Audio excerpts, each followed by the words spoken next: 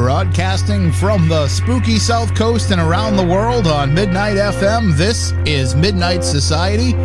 I am your host, Tim Weisberg. Whether it is the brightest of day or the darkest of night, wherever you may be, it's time to hunker down for the next 3 hours as we enter into a world of wonder and weird that you won't hear anywhere else. And tonight, we are joined by Stormy Daniels and Justin Loupe of Spooky Babes. We're going to find out about all of their paranormal adventures they've been having.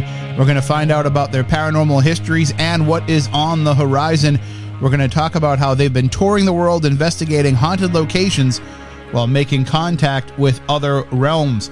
And I think you're going to be fascinated to hear about some of their tales, also their work with Susan, the haunted doll, and we'll find out about their visits to some of the most intriguing haunted places around, and including, I want to find out about what happened at the Lizzie Borden house, because as you know, I get to go there all the time. I've done, probably well over 24 investigations there. It's 20 minutes from my house. I'm there all the time. And of course, now we have it in the news because it's for sale. And there's been all kinds of things going on with that behind the scenes that hopefully we can update you on soon as well. So it is going to be a fun night. We will welcome any questions that you may have. You can send them in, tim@midnight.fm. You can put them on Twitter using the hashtag MidnightFM. We also have our Discord server for members of Midnight FM. You can chat in there using the channel for the Midnight Society. Or if you are on Facebook, you can go into the Midnight Society with Tim Weisberg Facebook group, and Tracy pins the show thread to the top of the group each and every night, so you can get into the conversation there as well. So it should be a lively discussion tonight. Should have lots of questions and comments and things that you want to ask of Stormy and Justin. Those are all the different ways to do them, and I'll remind you about that throughout the course of the program so that you can be involved. All right, well, let me introduce our guests. Director, author, stand-up comedian Stormy Daniels has always had one foot in the paranormal. Although she has had unexplainable experiences dating back to her childhood, it wasn't until she moved into a very haunted house in New Orleans in early 2019 that things really took off. These personal experiences and the devastating effect it had on her and her loved ones inspired her to embark on a new adventure to discover the truth. In early 2020, she had an intense experience at a location which resulted in the floodgates of supernatural being opened and unlocking skills she didn't even know she had. Cannot wait for that story. With each investigation and passing day, Stormy's gifts of mediumship and healing become stronger and are constantly being validated by both recorded evidence and some of the most respected individuals in the paranormal field. And also, joining us tonight, hailing from the underground New Orleans goth spooky kid scene, Justin Loupe is the frontman of the horror rock band Dead Sled Funeral Company, a gifted special effects artist and set designer for some of Louisiana's most famous haunted Halloween locations. He's also been no stranger to making nightmares become a reality. His deep-rooted appreciation and fascination with the supernatural has been ingrained in him from a young age and has led him to seek answers to the mysteries of life, death, and beyond. Since joining Spooky Babes, Justin's skills have rapidly increased, and he is proving to be a very effective and sensitive investigator, especially in dealing with the spirits of children and capturing EVPs. Justin is passionate about showing people the beauty and romance in death and helping restless spirits find peace. They both join us here on the line. Good evening, Stormy. Good evening, Justin. How are you? We're good. Thank you for having us. Oh, so excited to talk to you both. I've been following along with some of the adventures that you've been having on social media, and it looks like, despite having to deal with, being in a world that's in a pandemic, you've still been able to get out there and have some adventures. My question is, since so many people have, been staying at home and not getting out and investigating these places, Stormy, how have the ghosts been responding to you being out there and looking for them? Well, we have the luxury of, who knew ghosts don't get COVID? So there's that. And we travel by tour bus. So it's made it a bit easier for us to self-quarantine. We don't have to deal with airports and things like that would normally impede other people. And I have other friends that investigate, and they were saying, how did you get in this area? There's no hotels and you have to quarantine when you come into the state. But we usually sleep on the bus parked outside the location. So because of that, we've really been very fortunate. It's worked out well for us. And on a purely selfish note, the masks have made me less identifiable. So I don't get recognized. So I've been able to go in and out sort of undetected as Stormy Daniels, and I've been able to cut my crew. Like, I don't have to have my bodyguards and other things like that normally if I was doing my normal stuff of club appearances and stand-up comedy and filming that I would have to have. So in a way, we've been very fortunate, and I'm thankful for that. And because the locations haven't been maybe frequented as much, the ghosts are not, I don't know, do ghosts get burned out? I'm not really sure how that works, but I feel like ghosts could get not burned out, but kind of more exhausted and aggravated, if anything. Yeah, so we've been able to go to some places that maybe wouldn't be as busy if it was a different year, if that makes sense. Yeah, no, absolutely. And what I think is helpful is that, you know, like Justin was saying, ghosts might get burnt out. I mean, when you have a place that is constantly investigated, you know, looking at some of the places you've been to, Lizzie Borden's, Myrtle's Plantation, you know, you're going to Sally House, you're going to places where, you know, they frequently have investigations going on, or people staying there and conducting their own little investigations. So, yeah, I mean, if you think about it, you know, if you go to the circus all the time and you're watching a performance every night, eventually the circus likes to have a little time off, and they like to take a couple of months where they don't have to perform. So, yeah, maybe you're catching them at just the right time when they're refreshed and they're ready.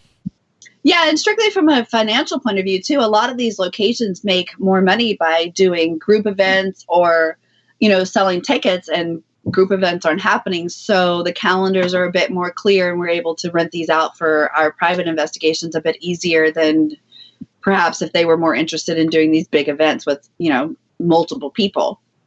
Right. You know, if I may add something too, I also think that, like, taking into consideration that there's not much traffic going through with investigators and stuff, I feel like the spirits that really want to communicate and they kind of long for that attention from, you know, us, they're not really getting that. So it's almost like your grandma that you visit at the old folks home that's so eager to talk to you and just, you know, have attention. So I think that kind of helps with us, even though, like, and we'll get into it later, but we kind of don't need that help. Right. Yeah. I mean, I've been to places before where I've been the first person, you know, to ever investigate there. And, you know, you would think with something like that, oh, it takes a while to build trust. It takes a while to get them to understand what you're doing. I've actually found that it's completely the opposite. It's almost like they've been sitting around just waiting for somebody to come and visit, and they're so happy to talk to you. You know, like using your analogy, Justin, it's like the elderly person that, you know, the family doesn't come around. So when somebody knocks on the door to try to sell them solar panels, they're inviting them in and offering to cook them dinner and baking them cookies and all that, you know? Exactly. It's funny because I know exactly what location Justin is referring to. But that's an interesting point because we just ran into that this week. We investigated a location that had never been investigated before. And I told Justin and the team or whatever, I said, this is going to go one of two ways. Either it's going to be one of the best investigations because they're not pissed off at people trying to make them act like circus animals or burnt out by, you know, using their energy or whatnot, or they're just not going to understand how to communicate and how to use our equipment. Yeah, exactly. It's almost like you said. And it kind of makes me think, like, you're going in there, you're like, all right, so whoever's here, can you light off this REM pod? And to them, they don't know what a REM pod is. It could be slang for a fucking toilet seat.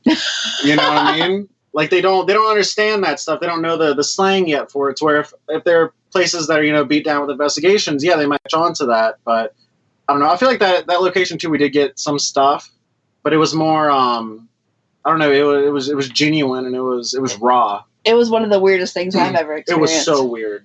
We're still like processing because this was only like 3 days ago.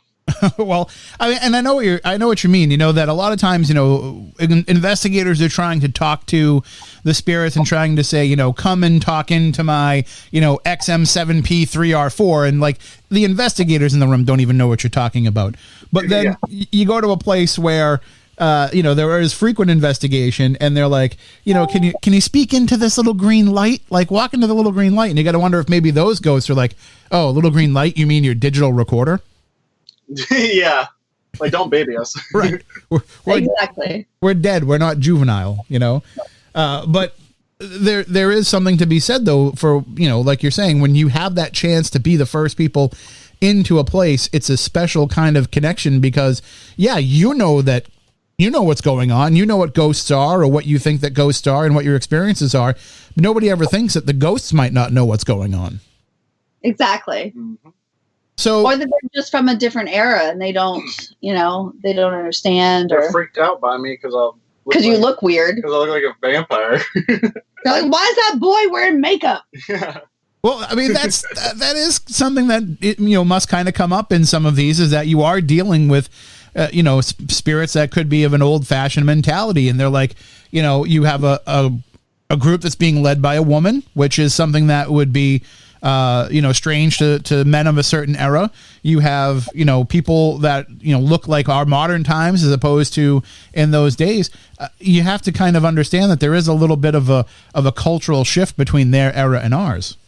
Yeah. I mean, that doesn't just apply to ghosts. We're parked at a trailer park in Florida right now with our tour bus. And trust me, the locals are looking at Justin like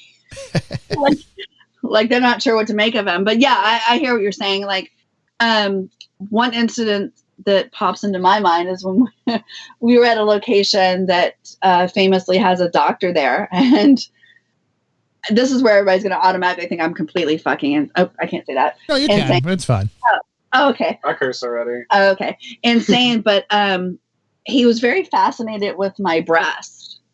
And, okay, insert your own joke there. But it felt very clinical because, I mean, obviously my boobs are fake. And it didn't feel like I was being assaulted or come on to. But it was really like, he's not understanding what's going on here. What are these? What the? Modern medicine's crazy.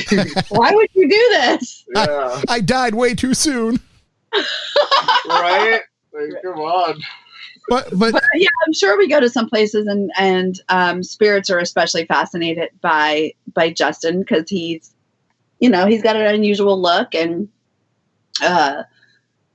yeah, I mean, I think, I worked with an investigator who had a very interesting and productive technique, which he would research the locations before we went and find out what songs were popular during that time period. And while they were setting up, would play music from that era to sort of warm them up because music is universal. Mm-hmm. Absolutely. It's a universal language, baby. Mm-hmm. And it's great too, because, we've been talking a lot on this program about it as of late, but I'm sure you I'm sure you feel this way, Justin, with your career as a musician, that it's, it's not just the fact that it's, that you can reach them via music. It's the actual vibration. The vibration reaches back into time, and the vibration can actually help make that connection with their energy. Yep, they feel it. It's all about feeling, man. And it now with the way that you do have a little bit of a cultural shift between the music of today, and I'm sure the music that you play is compared to the music of their era, but it's it's probably for you just as much of a history lesson in music as it is in the paranormal to see what they will respond to.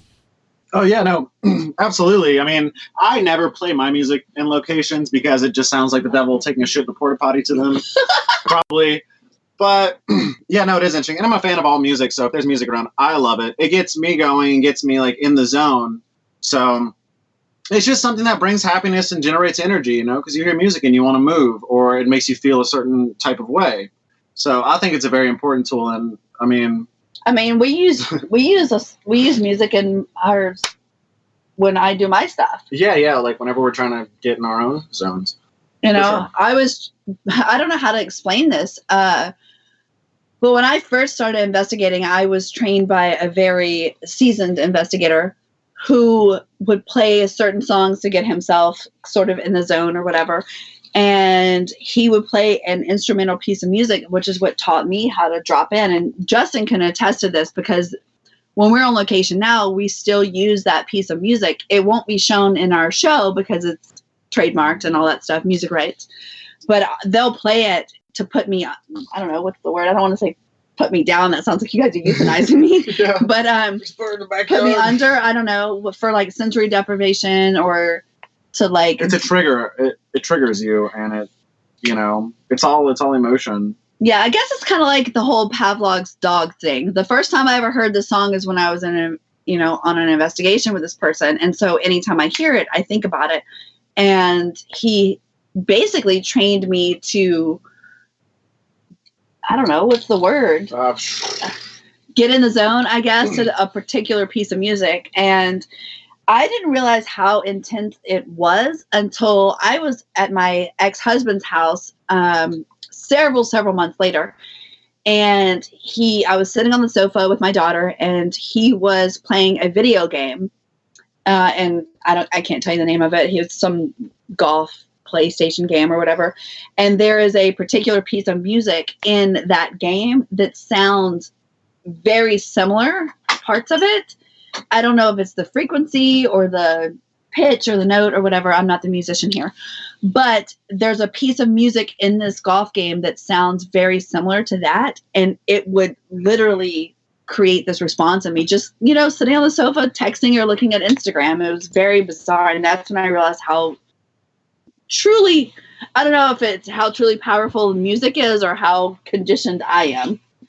And I mean, no, it's just like any music, you hear a certain song and it takes you back. It's nostalgic or it makes you feel a certain way. That one just, drops you in to do some freaky shit. Yeah, I mean, listen, we all get those nostalgic feelings about, certain songs, and they make us kind of remember a certain time in our lives. So I can see why, not only would it have that resonance for the dead, but it will have that resonance for ourselves, having been involved in the investigations that use it. I mean, I remember I played Glenn Miller, in the mood one time on an investigation because I'm trying to deal with spirits from the 1940s. And now every time I play that song, that's all I can think about is it kind of brings me back in that moment. I feel like I did when I was at that location. Yeah, definitely. It's a beautiful thing. It really is. And people really don't take that into consideration as much and use it to their advantage. Like, for instance, we played I forgot the name of the song. Our camera guy knows all the significance of it because I didn't do too much research. But that one song in the Conjuring house. Oh, yeah. Like, to trigger them. It was a song. Oh, shit. I can't remember the name of it. It was a song that the girl who lived there played over and over on her record, and then it got shattered. And our cameraman, co-director, Barrett Blade, played that song. And that actually worked. All hell broke loose. Piss them off, dude. Yeah. Well, hey, if that's the place, if there's ever going to be a spirit that's going to get angry at you, that would be one of them. And I want to get into your adventures there, as well as some of the other places that you've been a little bit more in depth throughout the discussion. But just, on the surface, when you're looking for locations, are you trying to go to places that just have a name and will draw in viewers, or are you going to places that, you're looking at the hauntings there and thinking that you have either an interest in what's going on or maybe something to add to the way that people have investigated them? So yes, all of the above. So there's a couple of things to take in consideration that most people don't have to deal with when they are doing this.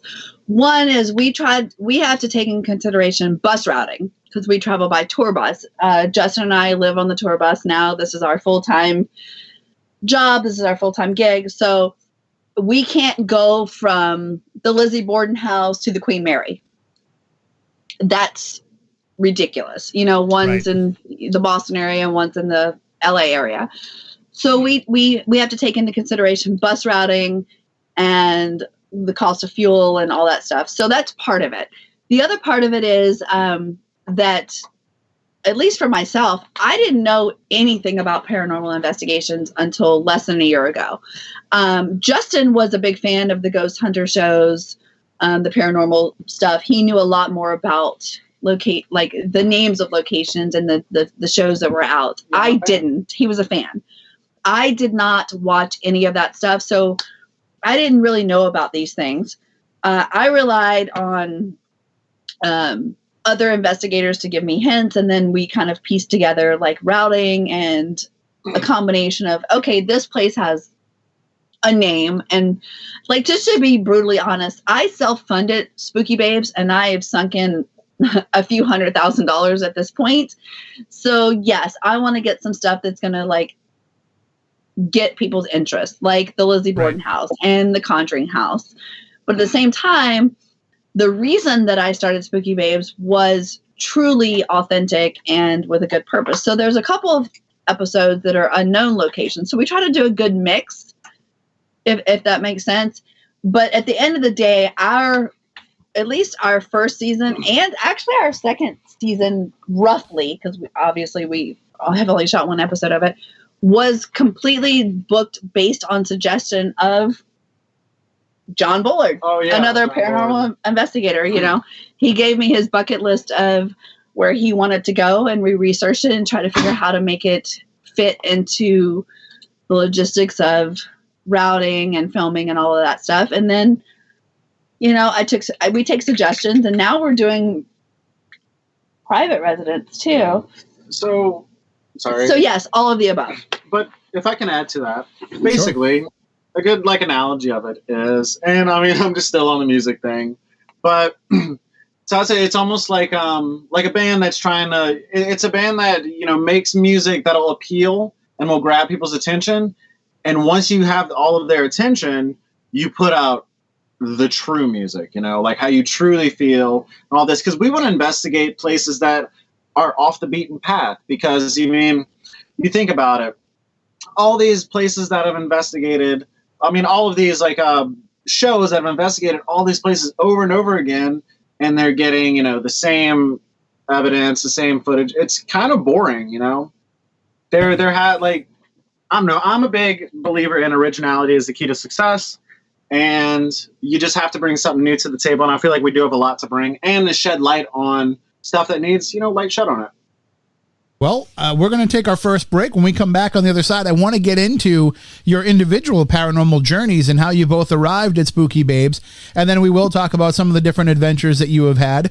Also, if anybody wants to find out more about Spooky Babes during the break, you can go to spookybabeshow.com. It's also linked up right at midnight.fm. If you go to our site and click on the photo there of Stormy and Justin, it will take you over to all of the relevant links right there for you. We do that for all of our guests each and every night here on Midnight Society. And speaking of music, you'll also find all the links there for the music that we play on the program, which is all provided to us by Matt Sharp of The Rentals, and it comes from the remixes of The Rentals' new Q36 album, which is inspired by the kinds of topics we discuss here on the program. And you can pick up the albums for yourself. The Rentals Bandcamp is linked up at the bottom of every guest page, as well as links to go over and stream it if you want to stream it on Apple Music or on Spotify. Of course, these are all alternate remixes from the Z36 remix album. And as I've been teasing, you know, there's some other projects in the works with the Rentals that hopefully Matt will come back on the program and talk with us about soon. But you'll be able to enjoy the sounds of the Rentals throughout the program here tonight, including this track that is coming up to lead us into the break. And again, as I mentioned, these are all alternate remixes. So when you go and you find the album and you find the remix album, they're going to sound a little different, but they're all pretty recognizable once you get them in your ear. This is Another World from the Rentals taking us into break. We'll be back with more Midnight Society here on Midnight FM.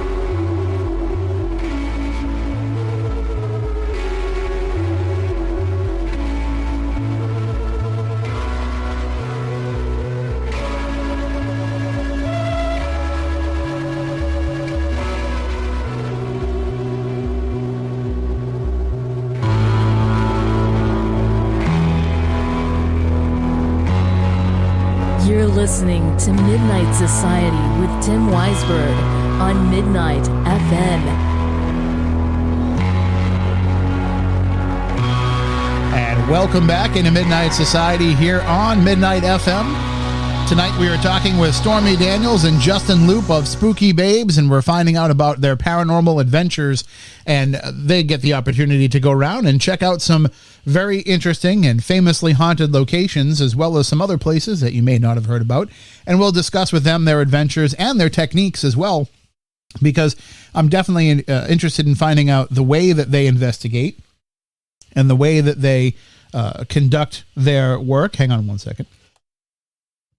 I just had to cough there. It's been a rough week voice-wise for me, but I've been trying to fight my way through it. And right now it's super cold here in New England, so if you hear a little bit of a weird hum in the background, it'll be because I have to turn my little space heater on. Man, it is freezing. I'm a little bit jealous that they get to be in Florida, because right now it is like 8 degrees here and 10 degrees below zero. So it's not exactly conducive to sitting in here in the cold room. But hey, we foster through. That's what we do here. We forge our way ahead. So I want to get into your backgrounds when it comes to paranormal activity. We touched upon it a little bit in the bios at the beginning, but let's get a little bit more in depth. So Stormy, for you, this is stuff that happened from the time you were a child. Yeah, kind of. I just didn't recognize it, I guess, until... Actually, it's a day-to-day thing when I look back, you know? You kind of be like, oh my God, I remember this. What's that this?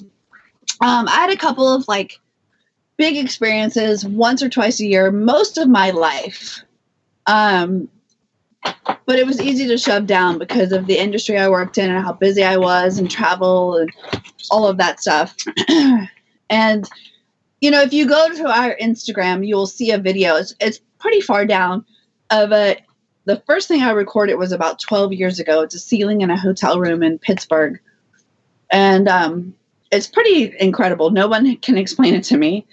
But I had the same stuff everybody always has. Like, you think of somebody and they call, or you know what song is going to play next on the radio. And one of the biggest moments for me, which is, I don't know if I've ever actually shared this. It's deeply emotional for me, but I was 23 years old and I was married and living in this big, beautiful mansion in LA with my husband at the time. And I was doing dishes, and I was super close to what was my stepdaughter at the time. And out of nowhere, I had this premonition about her, and I was very close to her, and I loved her dearly. And I just had this fucking terrible vision that she was going to pass. And there was no reason for me to think that. She didn't have any health problems. Like, you know, there was nothing wrong. And I remember dropping this dish, and I can see it shattering, like in slow motion on the kitchen floor. And I ran out to the garage and I told her dad, oh my God, you know, without saying names, blah, blah, blah. And he was polishing his motorcycle, and he whirled around and cursed me out because he accused me. And I understand, you know, looking back, I understand. He cursed me saying like, oh, you're trying to cause problems between me and her mom. And, you know, they had a very friendly custody arrangement, you know, which is pretty impressive and all that stuff. And he accused me of being a jealous young girl, rightfully so, I have to admit, and just tore into me, and I dropped it.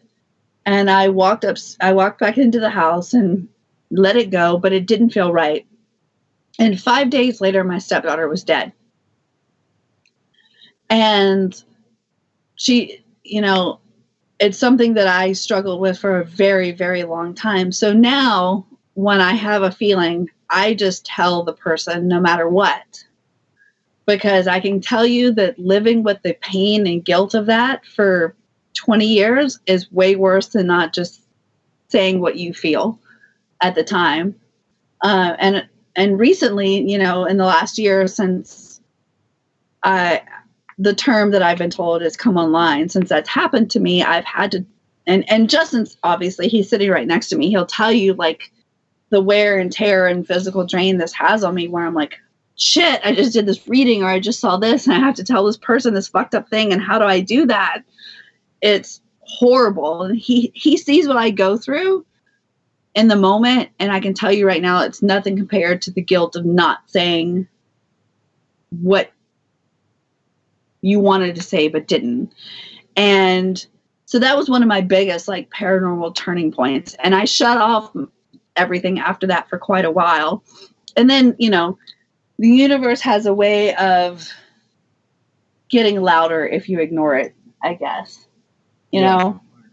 And so my resolution this year has been to speak my truth when it comes to that at all cost. And I've been accused of like, oh, you know, since your adult film career is done because, you know, whatever, and this is done and you're older now, you're just turning to paranormal and ghost hunting and because it's the hot new thing and you want to stay relevant. I'm always quick to point out this is a fucking terrible idea for anybody because it's so emotionally taxing and dangerous. But for me especially, you know, I have ongoing court cases that could easily be used against me. Oh, you're going to take her word for it? She sees dead people. She hunts ghosts, you know?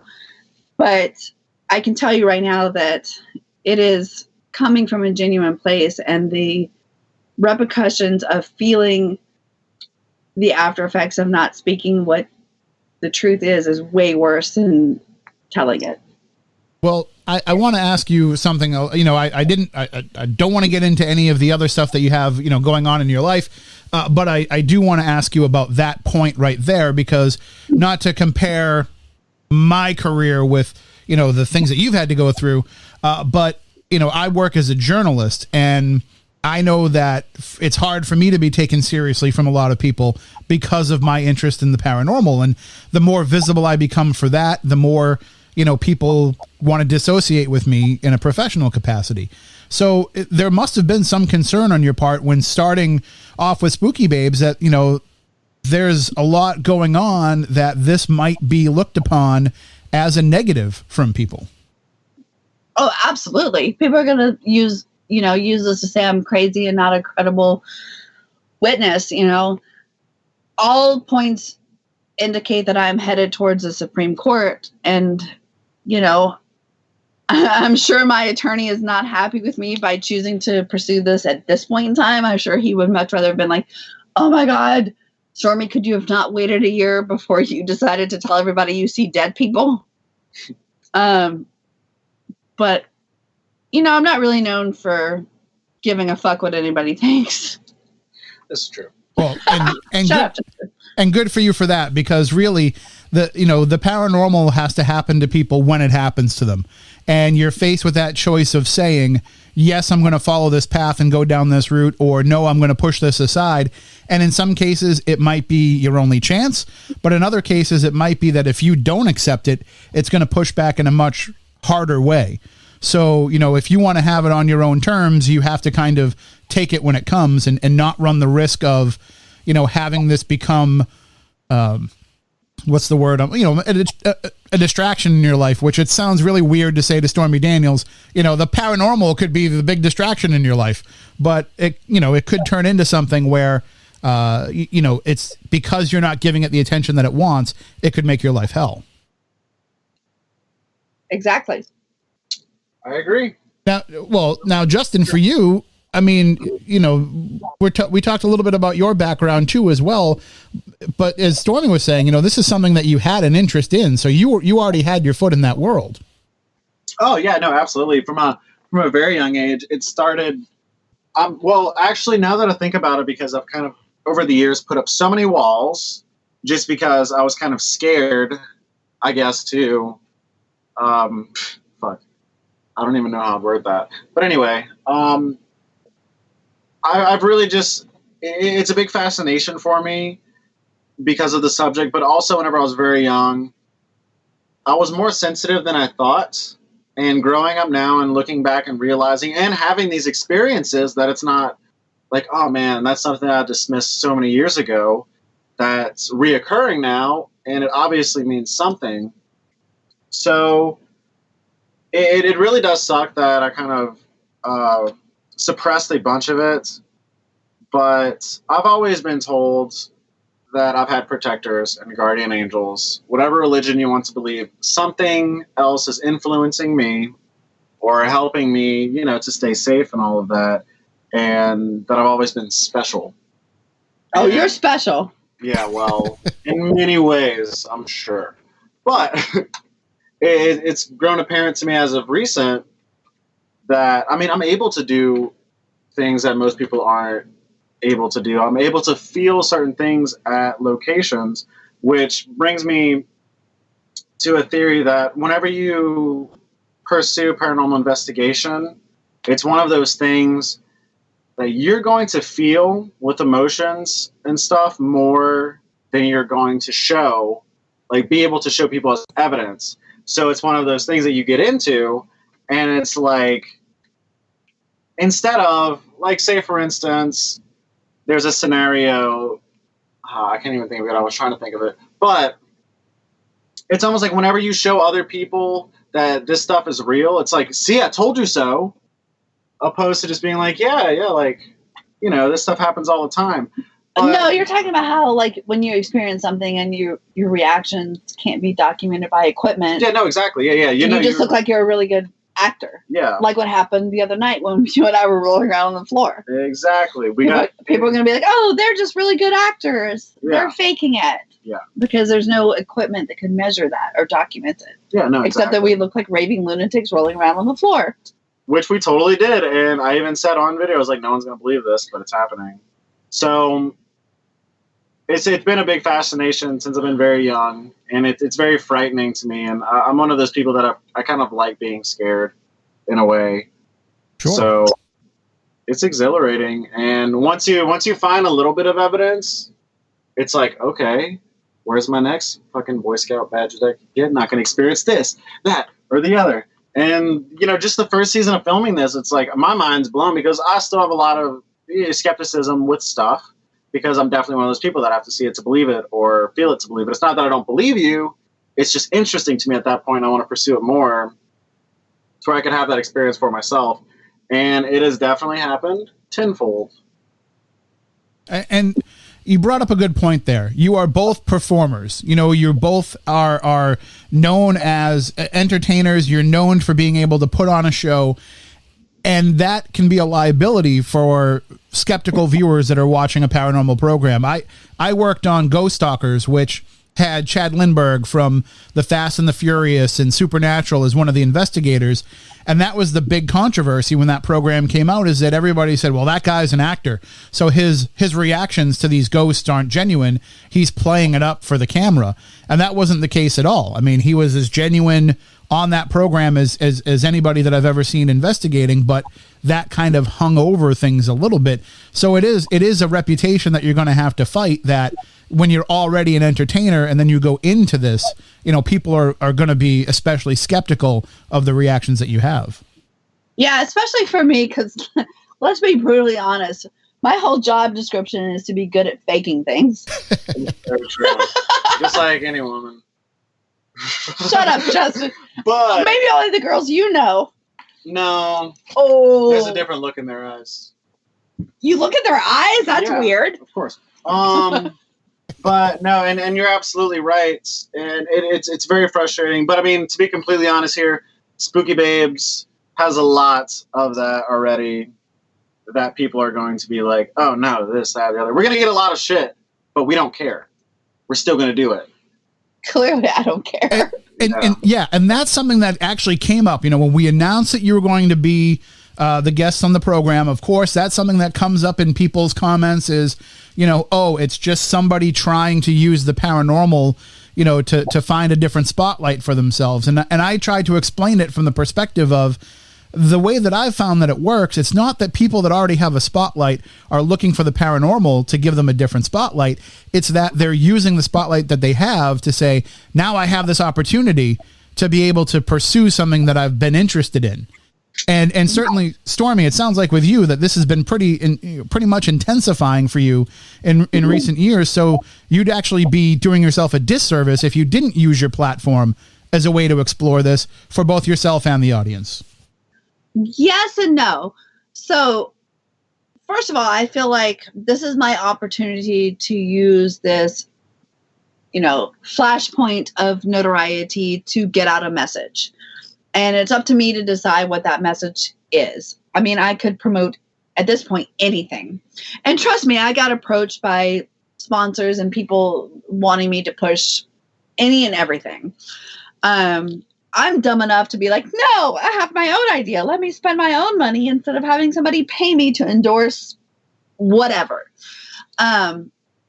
But let's kick it up a notch and be, and really piss off my attorney and be like, I'm going to actually use this to talk about how crazy I am and that I see dead people and I think my house is haunted. So I think that when people really step back and they hear the fact that this is actually a huge liability to me. Now, if this was being done 2, 3, 4 years from now, those naysayers would have more credibility or validation. But keep in mind, like, I'm still in the thick of court cases and Supreme Court battles and this and that, and this could very much be used against me. And I thought about that, and I kept my mouth shut for a while. But ethically speaking, at the end of the day, when the fame is gone and the money is gone and the cases are settled and people have moved on and, the things that people do, I would be left alone by myself, having to look myself in the mirror. And when this started, it was because I moved into a house that was super fucked up. And I reached out to very famous paranormal investigators that I quite honestly found on television or Google, and nobody helped me. Nobody responded. And I thought to myself, there's no way in hell that I'm the only person that's gone through this and has been ignored. How many people are being tortured? How many people have taken their own lives? How many people are locked up? How many people are just lost and hurt and confused? Maybe this is my calling. And luckily for me, my friend Justin had my back on it. And that's what I chose to do with this. My attorney is probably going to murder Justin one day. That's fine. I've been dead for years. But, it is what it is. And I don't regret it. And I can look at myself in the mirror and my daughter in the eyes and know that I did the right thing.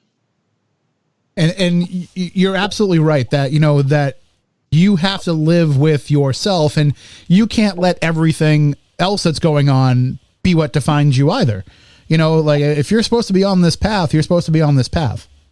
Exactly. And I mean, without naming names or giving specifics, I can't tell you how much money that I turned down from, the most bizarre things you can imagine to endorse or promote or do a commercial for or make an appearance in or, whatever. And I said no. And not only did I say no to that money and those opportunities, I decided to do this. And not only for free, I invested my own money. And yeah, that just shows that, it's something that you believe in because, listen, the dirty secret for people out there, if you don't know this about paranormal TV, they're all playing with somebody else's money when they're on those investigations. When they have that equipment, they've got a budget for that. When they get these locations, they've got a budget for that. They've got production companies that are being reimbursed by networks.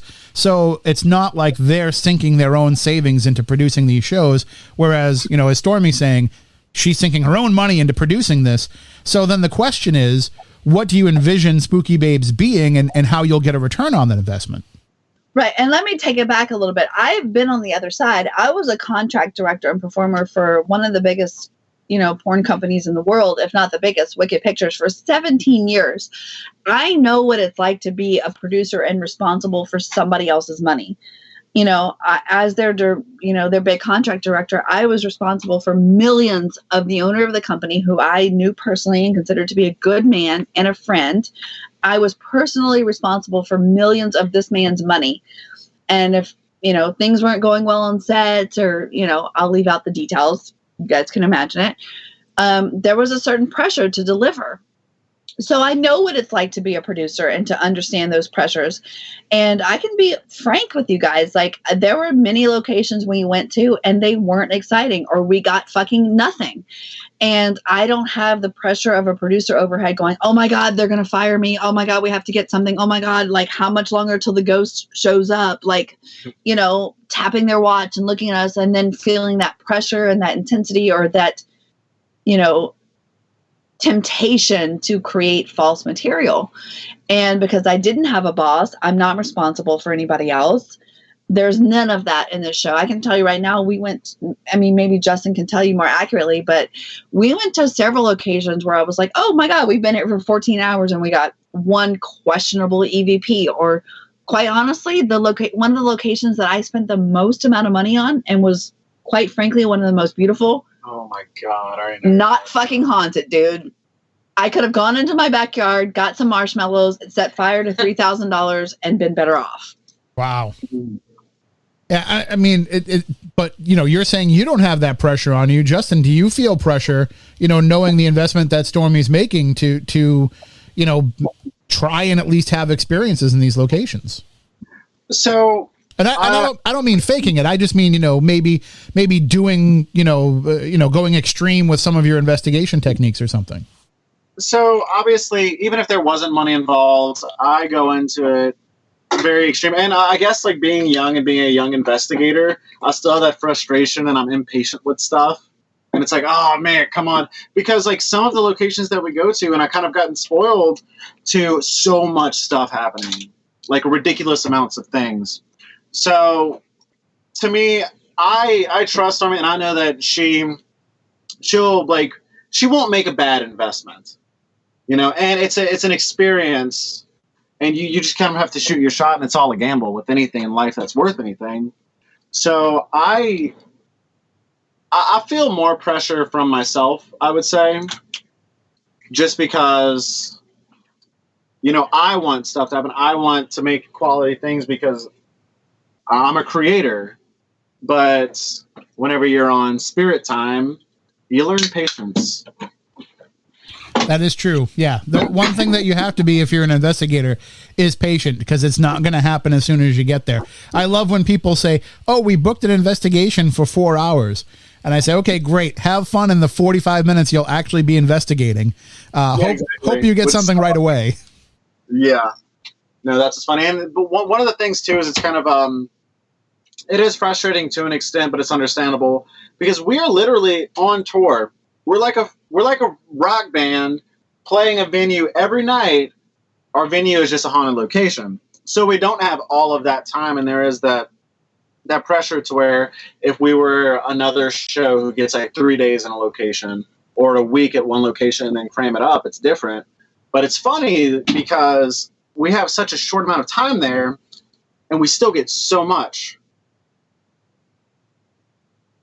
Well, I think too that, sometimes it's just a matter of, it's like fishing, some days the fish are going to bite, some days they're not, some days they're going to jump right in the boat, and other days it's going to take, going through every lure in your tackle box. I think those are good analogies. I don't fish.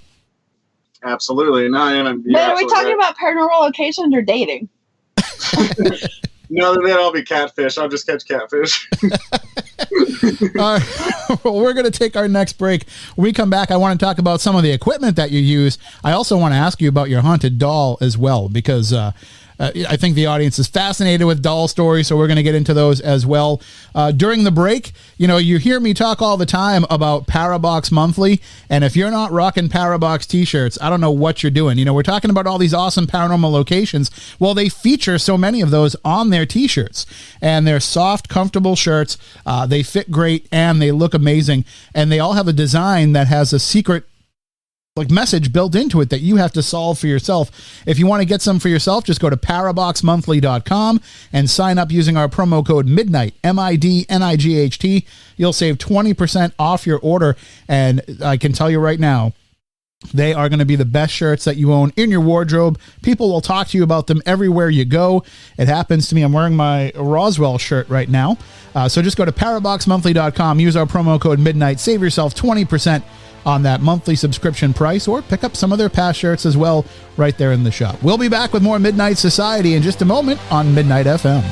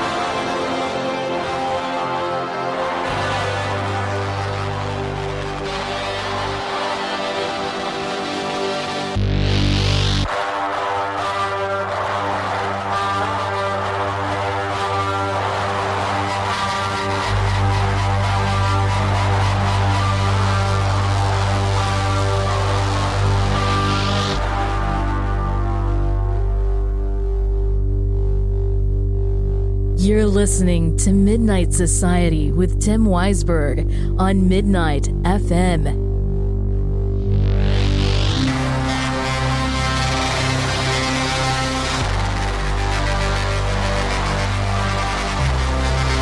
And welcome back into Midnight Society here on Midnight FM.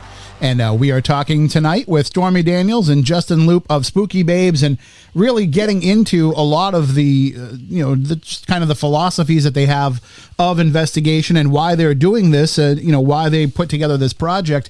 And with anybody that investigates the paranormal, everybody's going to have their own investigative style and technique, and they're going to have their own way that they bring about their interest in the subject matter and how they approach the subject matter. But Stormy, I find it interesting. We mentioned in the bio that you've recently discovered that you have mediumship abilities.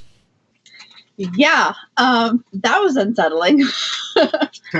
I don't even know how to explain that. So I think part of it has to do with COVID. I was so busy for so long with my career and traveling and being in a different city all the time and being so focused on directing, because when I worked in the adult business, I was responsible for directing, producing, writing, performing in, whatever, 10 movies a year. And that's a lot of work. And editing was done in my house as well. So I oversaw that. So I used to make the joke that I was on the hamster wheel of porn. Every 5 weeks, I was responsible for writing, directing, producing, starring in, editing a new project. So that took up a lot of time, not counting in, public appearances, whether it was signing or hosting or dancing. So I was always moving, and that was just consuming, being, the persona of Stormy Daniels was a lot. And then COVID happened, and everybody is suddenly stuck in one place. And combined with, the intense energies and fear and all of these emotions that people were feeling because of the pandemic started to hit everyone, including myself. And I had opened myself up, and, I made the joke one time that my living room became that scene in Beetlejuice where he's in the waiting room. And a lot of people think that paranormal activity happens after dark. That's when it's dark and spooky and whatever. But I got to tell you, some of my most intense experiences happened before noon. And I was sitting in the living room, and people's, dead relatives or this and that would show up and start speaking to me. And when I knew that it was real was I had a guy that used to work for me, and we hadn't worked together in over a year. We weren't super close. This is not somebody that I knew for years beforehand. And I was sitting on my sofa, and this, for lack of a better word, spirit appeared in my living room. And I messaged, my former employee. I won't even go so far as to say he was a friend, because he literally was someone that I hired and did his job and worked for me. And yeah, he's cool and whatever. I have nothing bad to say about the guy, but he was an employee. And this man appeared in my living room, and I messaged, my friend, employee, whatever.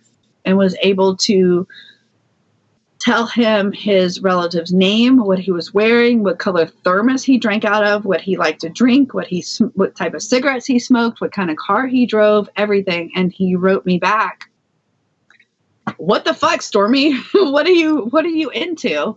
My uncle has been missing for several weeks. And long story short, the man had passed of what I assume was COVID. And I was able to find the body, tell him what color sleeping bag he was in, what he was wearing, what kind of watch he was wearing, what he wanted to pass on to my friend, what the description of a tattoo that I obviously had never seen, and all of these things. And from there on, it was like putting on a bug zapper, and suddenly everybody's, how do I describe this, Justin, past relative wanted to talk to me. It's like, it's almost so, to paint a better picture, it's like in Insidious, whenever he's going into the, I forget what they call it in the movie, wherever he's tapped in and he's around all the dead bodies. You made too much noise, and now they all turn their heads, they're looking at you like, "Oh, what's up, dude?" It's like a Walking Dead if you drop something. Yeah, exactly. But they're not going to eat your brains. Right. Oh, God, not yet. Not yet. And just as a warning, by the way, Justin, I have a best friend who is a medium, and I spend a lot of time with her, and I found that since I have, it's rubbed off on me. So Get ready. It's coming your way too. It's already happened. It's already happened. Okay, all right. But now, so some people can look at that type of an experience, Stormy, and say, I don't want anything to do with this. This is, I've got enough going on in my life. This is something that I don't need. What was going through your mind when that happened, and how did you process that? At first, it was good. Like the example I just gave you, I was able to find somebody who had passed and give the family closure. And on a less darker note, the very next person who showed up and spoke to me was another friend's mother, who was just a casual acquaintance. I didn't even know that this woman's mother had passed, that sort of thing. And she was very, very adamant. She was very pushy. Long story short, she delivered a message to me that her daughter had a serious water leak in her house that was causing some mold and physical, health conditions in the family. And I was able to convince this woman to convince her husband to put a giant hole in their very expensive Venetian plaster to find a water leak that has now cured their health concerns. So that's all like, oh, that's awesome. That's cool. That's good. But in the last, week, Justin, I've had a couple experiences that were much more emotional, much darker, that I had to pass on, that I very much struggled with. I can't give too many details because of the privacy of the people involved, but that left me literally on the floor of the tour bus in tears saying, "I don't want to do this anymore. Take it back." Oh yeah, that's true. And then I was like, "Yep, I knew that would happen." But you have to just tell people the truth, and that's always sort of been my motto, to speak the truth at whatever cost. And it sucks. It really sucks to look at somebody and tell them like, "Hey, this happened to your relative, or this happened to you, and I saw it, and this is, it's super fucked up, and I wouldn't wish this upon anybody." And it is something that you almost have to be just as much of a counselor as you are a medium, that you have to have the skills of being able to break news like that to somebody and be able to internalize it yourself and feel empathy in that moment, so you don't just come across as, some cold person telling them these terrible facts. Yeah. And it's a tough balance because, I don't care who you are, how humble you claim to be, part of you is going to still appreciate the validation of being like, I did this, or I was right. I'm not crazy. You tell somebody where somebody's body is, or, the name of the person that raped them. And I mean, I'm not even making this up. And there's some part of you is still going to be like, yes, I was right. Holy shit, I'm a terrible fucking person. Fuck, I was right. It's a lot to process, and you feel horrible, but you know, I still am working through that. I'm new to this. There's people who've been in the field and all that for, 10, 20 plus years, and maybe they have a better answer to that than I do, because right now it's still like, part of me is like, fuck yeah, I was right. And the other part of me is like, oh my God, this is fucking horrible. I quit. Kill me now. Well, another part of that is, and this is going to sound like a weird question for people that are listening and don't have any understanding of how this works, but is it something that you've utilized on investigations, or have you held back from doing that yet? Because you would think, hey, this is the best tool in the toolbox to have, to walk in there and have mediumship abilities. It's going to help you out, but it's not always something that you want to necessarily turn on in these situations. It's tough because yes, it's my best tool, but it's the least easy to prove. Right. So I mean, Justin might be able to answer that better for me than I can, because like we were talking about in the beginning of the show, there's a song they play and they've started doing sensory deprivation, and I don't remember any of it. Don't laugh at me, bitch. No, it's so funny though. It's not funny. Because we haven't told you anything. I know. Yet. He still won't tell me. Oh, that's good. That's good stuff right there. Yeah. He still won't tell me. Like, for instance, you'll see when the episode comes out. Fuck you, Justin. Like, for instance, when we were at both the Lizzie Borden house and the Conjuring house, I thought it was like 5 or 10 minutes, and then like Justin has slowly been like, no, bitch, it was like an hour and 20 minutes. Mm-hmm. I'm like, how did I get upstairs? He's like, I carried you. Yep.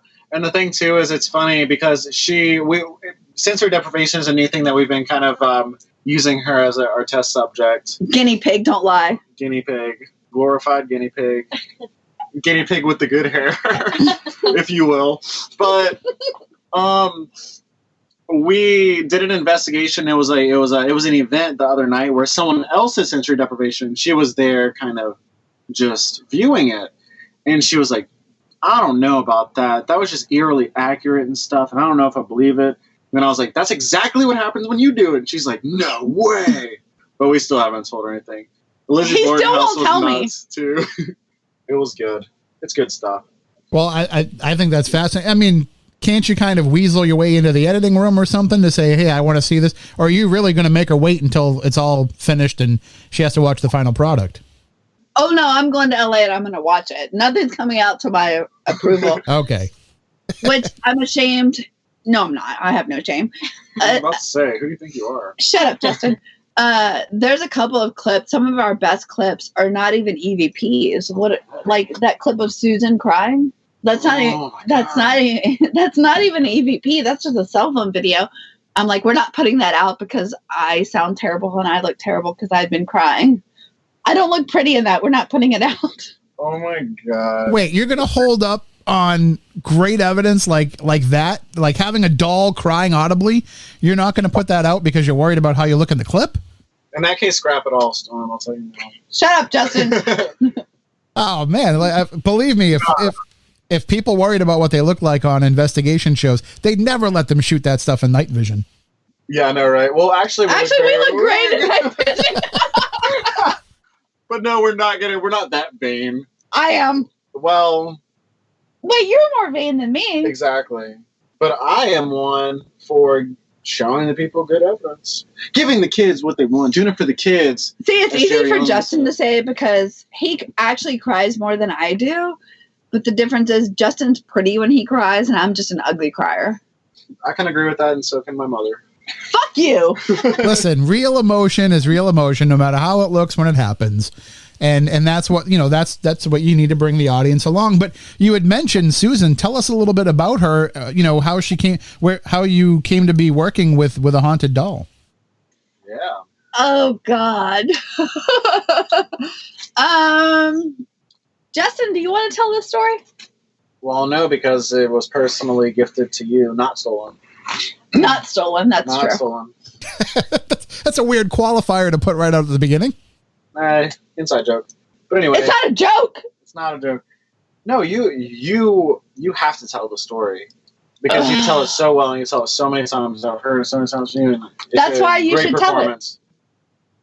So anyway, no, you tell it. Okay, so the history of Susan, from what I've been told and have validated both with research and through multiple well-respected mediums, is that Susan, she originally belonged to a little girl who had stomach cancer and suffered greatly for several years and passed around 1955. And we don't know the name of the girl. I don't know if Susan was the name that the girl gave the doll. Perhaps, for all we know, there's thousands of Susans, and she was a doll made around that time. I don't know. But anyway, in 1955, the little girl passed, and Susan was her comfort, her binky, whatever you want to call it. Noonie burger, purple leg. Shut up, Justin. I'm sorry. And I believe if the child had been buried with Susan, none of this would be a thing. But Susan was kept by the family, and shortly thereafter, they reported feeling uneasy around this particular doll. Wasn't left where she put them, gave them uneasy feelings, whatever. And so they called in paranormal investigators Ed and Lorraine Warren, who cleansed the house and took the doll. From there, Susan spent several years in their collection, their museum, whatnot. And fast forward to about 10 years ago, the doll was passed to, from what I've told, John Zaffis. And from there, Susan went to an online auction to benefit a charity auction where another paranormal investigator named John Bullard purchased her for a couple $1,000s. He said in his own words that he was compelled to buy her. He couldn't explain it. That's a lot of money for somebody at that time, at that age, to pay for a haunted object. And she went to live with John. Then she never actually did anything while in his possession. She never talked or moved or anything like that. She just elicited some very strong emotional responses from people who saw her. He put her in a glass case in a very haunted location in Mississippi that we are not allowed to name because they threatened to sue us. Yeah, but it's a house. It looks like a triangle. Yeah. That was one of the very first places that Spooky Babes investigated. We were invited and told to investigate and to film there. And because we got more paranormal activity than they did in their documentary, they were, threatened? I don't know. Oh, absolutely. Yeah, they're definitely threatened because we got a lot of good stuff. Yeah, that we're not allowed to put on the show. And it was that first night that we were there that Susan spoke for the first time. And I will actually play the EVP for you in a moment because I'm not much of a petty bitch. So Susan spoke to Justin for the first time that night. And for the longest time, we thought she had a connection to Justin, which she does. But from there on, there's a paranormal investigator associated with that named John Bullard, who was the owner of Susan. And it became pretty clear that Susan was attached to me. And since then, we've gotten probably close to 30 to 50 Class A EVPs, and not even EVPs. Some of them are just literally cell phone videos of her laughing, talking, crying, moving, all on film. And John gifted Susan to me, which we have on film. So she is with me full time now, which is pretty spectacular, honestly, because he spent so much money on her and was so attached to her. But Susan made it very clear that she wanted to be with me. She's right here with us now on the bus, and she's very special. And I don't, what do you want to add to that while I look for this EVP? Well, I mean, you basically summed it up, but she's just... I'm sorry, what were you saying? I was going to say, Justin, like I've seen the way that objects with spirits attached to them can have influence over people. As the person not having this connection with the doll like Stormy has, what do you see between with the relationship between the two of them? Well, it's interesting because it's I still do have that connection. It's not like I'm totally outside of it, but I mean it's almost like I'm a cousin or a sibling, and Stormy's her mom. Yeah.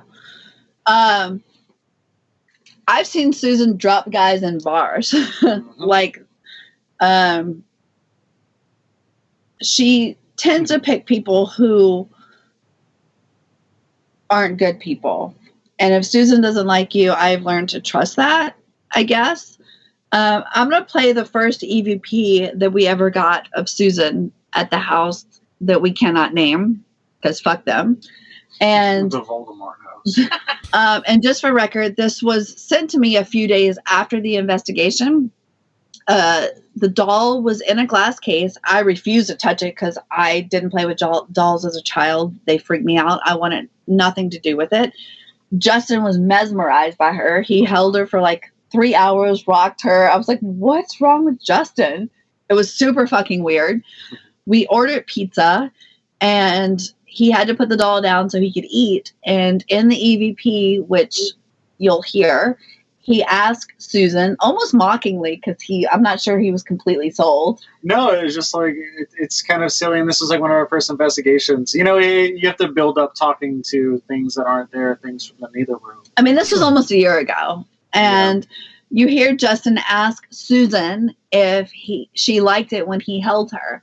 So I'm going to play it right now, and I've actually never, ever played this publicly. Ooh, spicy. Ever. Exclusive, all right. All right, so you'll hear Justin ask Susan, and then you'll hear her response, which, for the record, I have learned, now I know her voice very well. She speaks very frequently. I hear her a few times a week, honestly. The last time I heard her was a couple of days ago, and I was sleeping, and she said, "Mommy, Mommy." She sleeps with me now, which is super fucking weird. Judge me if you want, whatever. But this is the first time that Susan's voice was ever caught on film. Did you like it whenever I held you, Susan?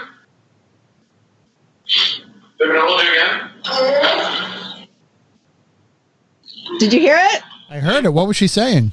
She said, yes. I'll play it one more time. Listen, he asked her twice if she liked it when he held her. And then she responds, yes. And it is the same voice that we've heard multiple times by multiple investigators on multiple pieces of equipment in, like, 20 locations? Yeah. Like whenever I held you, Susan? They're going to hold you again? Oh, yeah. And that does sound like a very distinctive voice. Yep. Yeah. And there were no children there. No one can mimic that voice. So now, is it always a positive relationship though with the two of you and Susan? Did she always have this loving, familial relationship with you? With us, yes. She does get sassy from time to time, but that's any child. Right. Especially if she looks at you like a sibling. I could totally understand why she'd want to give you some crap now and then. Oh, totally. And I deserve it. Yeah, I guess one of my favorite stories about Susan is there was an incident. Oh, this is the shit pants one? No, this is not when she made him shit his pants. Oh, okay. There was an incident where this sounds so ridiculous. I have a 10-year-old daughter who is with us on the bus, and she likes to draw on me with Sharpie. God, Shut up, Justin! Shut up. So, but she likes to draw, and I let her. I actually figure that my daughter's going to be a future tattoo artist. But long story short, she drew a bunch of stuff on my arm, and I fell asleep holding Susan like I often do. And the next morning, I woke up, and some of the Sharpie had got on Susan's face. Full-blown fucking panic, because this is a doll from the 50s. She's very valuable. I'm like, I have to call John and tell him this happened. Like, I'm going to get murdered. We tried every product imaginable, makeup wipes, makeup remover, alcohol, acetone, every cleaner under the stove, like to get this Sharpie off of it. And nothing worked. We finally like Googled something that doll restoration like people use, and it worked. And it got all the blue ink off the side of Susan's face. Unfortunately, it also removed. Shut up, Justin! So funny. It's not funny. It's very traumatic for me, and I've never told this story before publicly. It removed part of Susan's eyebrow. Part of it, the whole eyebrow. Shut up! She is gangster as fuck now. Yeah. Yeah, you tell her that. Anyway, Susan is now missing part of her eyebrow because of this, and you made me forget what I was going to say because I'm scared of her now. Yeah, you should be. I feel her presence right now, and she's pissed. She's not pissed. But we need to bring her to the doll doctor. Yeah, so we're actually going to bring her to a doll doctor in Kansas City and have her eyebrow put back on. But so yeah, that happened. Well, I kind of want to ask about the other story. The shit pants one? Yeah. Hell yeah. Yeah, so Susan's go-to if she doesn't like somebody is to cause them intense stomach pains. I guess, I mean, my only guess is that's because the child that was connected to her had stomach cancer, so she probably had pretty terrible stomach pains. And if you're mean to Susan and she doesn't like you, that's her go-to. And we were on the bus one day, and my daughter was holding Susan, and my ex-husband, who was here to visit his daughter, obviously. By the way, my daughter is standing here, and she can validate this. Snatched the doll out of my child's hands and threw her onto my bunk and chastised her for, you know, treating the doll like it was human, whatever. And my ex was blessed with immediate stomach cramps and 48 hours of explosive diarrhea. Hey, baby, come here. My daughter's here. Come here. Okay. Validate. Validate this. Did Daddy yank Susan out of your arms? Yeah, well, I was sitting in my bunk. And what happened to Dad? He had severe stomach pains. And pooped his brains out. That's true. Well, I was gonna say I've been around a haunted, not a doll, but an idol. I don't know if you ever heard of Billy the Idol of Nightmares, but he is very attached to my friend Stephanie, and they are like in love with each other whenever they're in the same room. But if I try to get too close, you know, I get this burning sensation in the back of my head and on the back of my neck. But thankfully, I've never had explosive diarrhea as a result of it. So. It's just burning jealousy. I'll count my blessings now that's the worst thing that I get. If we ever get a chance to cross paths, I'll just make sure that Susan really, really likes me. And if not, I'll bring Imodium with me just in case. There you go. Because she doesn't always like men.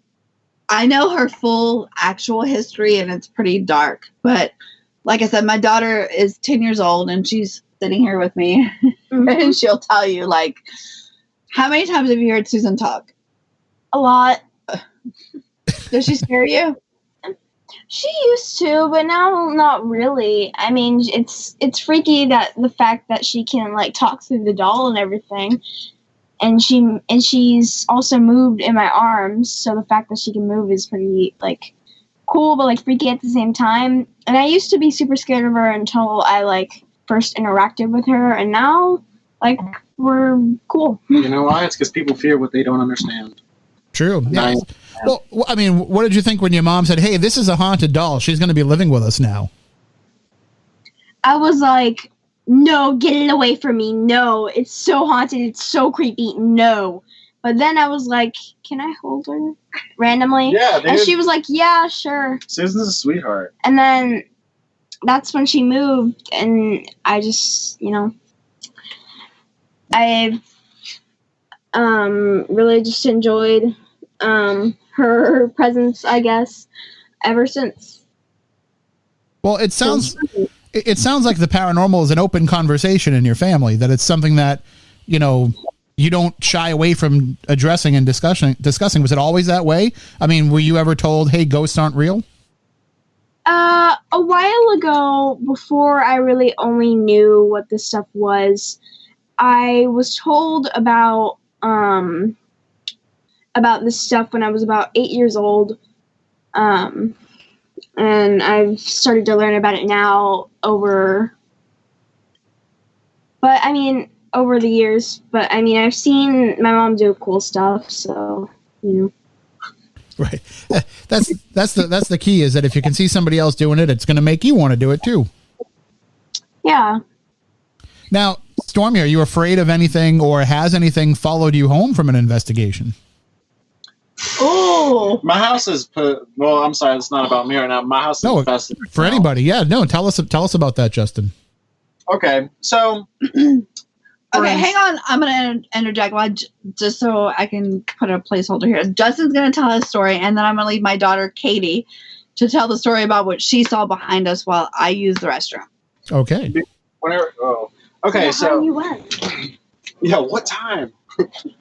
But so, for instance, I have my growing collection of haunted items, which involves like a Ouija board that someone may have committed suicide over. Yeah, I didn't know the person. This was like back in like the 80s that happened. Love that. And other things that I can't legally say, but it's nothing bad. It's just in New Orleans you can't have human remains anymore, or the FBI will knock down your door because of this one incident. But I'm on tour a lot now, and it's not till recently that my younger brother, who's my roommate as well in New Orleans, keeps messaging me, and he's not into the paranormal. He knows nothing about it. He keeps messaging me, hey, there's a shadow thing hanging out in the kitchen, and I'm having bad sleep paralysis, and I hear children laughing and stuff in the house, and I'm like, oh my God. So I think that it's bad paranormal hygiene to put it that way. I just really need to start staging things, or, you know, purifying them before coming in. Well, like our bus is locked down. We have our bus very protected, and That's for sure. I actually just saw a little shadow thing on the bus. Did you? There, Storm. I saw a little shadow. What? I saw one of the shadow things just now on the bus, right here. So much for protecting the bus. Yeah, well, no. This isn't bad. This is bad. We know where this came from, and Okay. It actually came from Susan, in a sense. So, oh wait, no, never mind. That was my shadow. I psyched myself out, but there are things going on like that on the bus. But no, the bus is very protected, and we do, like, we'll ground before investigations and get in that spiritual head state to where we kind of put up our guards and walls to where nothing can, follow us. And after investigations, we'll also do things like, sage ourselves, bring holy water into play, bless salts, all that stuff, because we already have enough bullshit going on in our lives. We don't need anything from the neither world, as they say in Beetlejuice, as well. Right. And Katie, you had a story to share? Yeah, go for it. Yeah. So a while ago, well, not too long ago, but I was in my house, and my mom had been sitting on the couch where she usually normally sits with sitting on her phone or computer. I don't really remember. But I had just come out of the shower, so I was passing through the living room. And right as I was about to go upstairs, I was going upstairs really fast, but out of the corner of my eye, I saw a big, tall, shadow figure looking thing behind the couch, staring at my mom, or just kind of like standing over her. Does that make sense? Yeah. And she and I came back down, and my mom can verify this by the look on my face. I was like, what the heck, So I saw that, but it was gone by the time I had run back down. Because, like I said, I was running up, so I saw it out of the corner of my eye, stopped for a second, and went back down. So yeah, when something like that happens, I mean, what are you thinking? What's going through your mind? I mean, I had known about this stuff a little bit, so I wasn't as freaked out as I would be if I didn't know about this stuff. But I was just like, what? And then I told my mom, and she was like, you know. And then I started to think about it a little bit more, and then just proceeded to go back upstairs and change. It's definitely something that, you know, a lot of kids I know, they don't want to have to deal with it. They don't want to have to address it. You know, my own son, when he was younger, when he was your age, he got freaked out when I took him to some places and things happened. And then, you know, he didn't want to know anything more about it. Do you want to follow in your mom's footsteps and becoming an investigator? Of course I do. It seems like it's a big interest for me, and I really like to, if my mom lets me, sometimes she'll let me go to investigations with her and let me look around after they've done their thing. And I'm very fascinated by that, and I'll tell them if I feel anything in a certain room, or, you know, if stuff has happened, you know, that kind of stuff. But a few days after, another funny thing is, a few days after I saw that figure behind my mom, she blew the power in the house once. So that happened. She blew the power in the house? Mm-hmm. So now, not only is she, you know, having these mediumship experiences, but now she's become electric too. Well,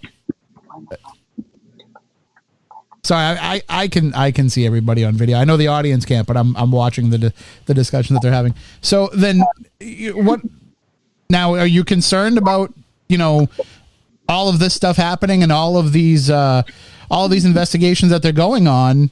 What do you think about this? About them going into these places where there's been so much negative stuff? Are you at all concerned about what happens to them on these investigations? My mother is very powerful, and I trust her to do what? I know where it is. Okay. Chill. Sorry. Just make sure you have your protection, Caden. I know. But I know that my mother is very powerful, and I trust her to not make rash decisions inside these locations. And I've also seen her she always puts protection on whenever she's about to go into a location, as Justin was explaining earlier, like we would always ground and everything. Because we've definitely learned our lesson. And I mean, I don't really know it's a bad location until they come back in, you know? So, right, but true. Of course I'm concerned, but like, you know, I'm not like I'm concerned, but I'm not so concerned that I'm like, oh my God, what's happening? Are they okay? You know, because I trust them to do the right thing. Now, Justin, you had mentioned Ouija boards, and I got a quick story for you. Last week, I was able to acquire a Ouija board that it turns out is from 1911 and is one of the original Elijah Bond, like, wooden Ouija boards. I was so excited to get this thing. And I usually don't bring my haunted items into the house. I leave them in my shed. But I brought this one into the house because I don't want it to get damaged in the cold or anything. And the next day, or maybe a couple days later, I was driving to New York to film a TV show, and production had rented me a car. They gave me a brand new Hyundai Elantra. It only had 6,000 miles on it. I got about an hour out of my house. Basically, I'm right around where the Conjuring house is. And all of a sudden, the transmission just blows in this car. Ooh. And then another show on our network the same night, the host of that show has some weird audio problem where everybody can hear her but not her guest, and she couldn't figure it out why. So everybody's like, it's the Ouija board, it's the Ouija board. It's still sitting right here next to me. And I don't want to tempt fate, but, you know, maybe it was part of just getting to know me a little bit.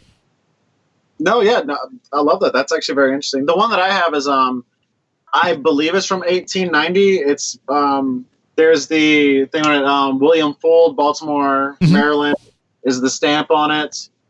But I've been very fascinated with Ouija boards, and we were actually having this conversation this morning, me and Stormy, about Ouija boards and if we believe that they really do work or not, or if it's just... Can I tell this? Yeah, you can tell it. It's funny. I was doing a reading this morning, and Justin got up, and he doesn't normally get up before like 3. Noon. I'll be getting up early lately and getting up at 1. noon. Yes, thank you. And he stumbled into the front lounge, which is where we're sitting right now, and he was like, I have an opinion, a theory about Ouija boards. I don't think they're... Hang on. Am I still drunk? and then he goes, no, I'm not. And then proceeded to tell me his opinion. Yeah. But I can tell you that opinion. Yes, please. Please. So, I believe that it's not so much the Ouija board itself that does the speaking to the dead and all of that, or just moving around. I feel like if you do believe in it and you are serious about trying to get something from it, that it's that energy that you're manifesting, that it's almost like, it's kind of like religion in a sense, to where it doesn't matter what it is. If you put so much energy towards something, something's going to happen. Mm-hmm. You know? So, oh my God, what are y'all doing? I licked it, it's mine. Yeah, you get out. Anyway. Shh, children. But no, that's that. I don't know if I should narrate what's going on for the audience right now, but Oh no, please do. it looks like Stormy is licking her daughter. And it looks like her daughter Katie just bit Stormy, I think. This is what usually happens. And then I'll just church pinch them and they'll stop. And I saw Susan pop up in this mix too at some point. Ow! Okay, but yes, that's my opinion on Ouija boards. I believe that it's more of a manifestation thing, that we kind of created it ourselves. And no, do not lick me. I swear. I am a germaphobe, and we are in a pandemic. You haven't washed your sheets in 4 months. That's my own filth. You licked me. Anyway. All the secrets are coming out tonight. No, yeah, I mean, I live in a gerbil cage. It's fine. I have no shame. But anyway, I was like, just you're not. as we were saying, next question, please. Well, I'll tell you this. I never believed in Ouija boards myself until here where I live, there's a haunted amusement park. And in that haunted amusement park, we were trying to communicate with the man who founded the park, and I was using the board with a woman who was blind. And it was spelling out the name of the owner, and it was spelling out all kinds of things related to the park. And I don't think I was moving it, and I know that she couldn't have been because she's blind. She couldn't see the letters. So that was the big change for me to say maybe there is something to these things. Yeah, no, and I believe that, and it's cool. And if the spirits are there and they do understand what's going on, then yes, it is a good method. So I guess that I just have to really research more, because I've only played it a few times. I'm very intrigued by them because I love, anything. Tell us about obscure. the most powerful Ouija board experience you had. Oh my God, dude. The most powerful Ouija board experience that I had was in Villa. McIntyre Villa. And you cried like a bitch. In Atchison, Kansas. I did cry like a bitch. It's a Hallmark moment. True. All caught on film. But we can't use it because it's trademark music. No, there isn't. Yeah, there is. Not in that one, no. Yeah, there is. I'm talking about the after effects. Oh, yeah, I'm talking about the moment. I'm talking about the me moment. Oh, talking about Justin. Yeah. But, so for instance, this was like one of the first times I really did use a Ouija board.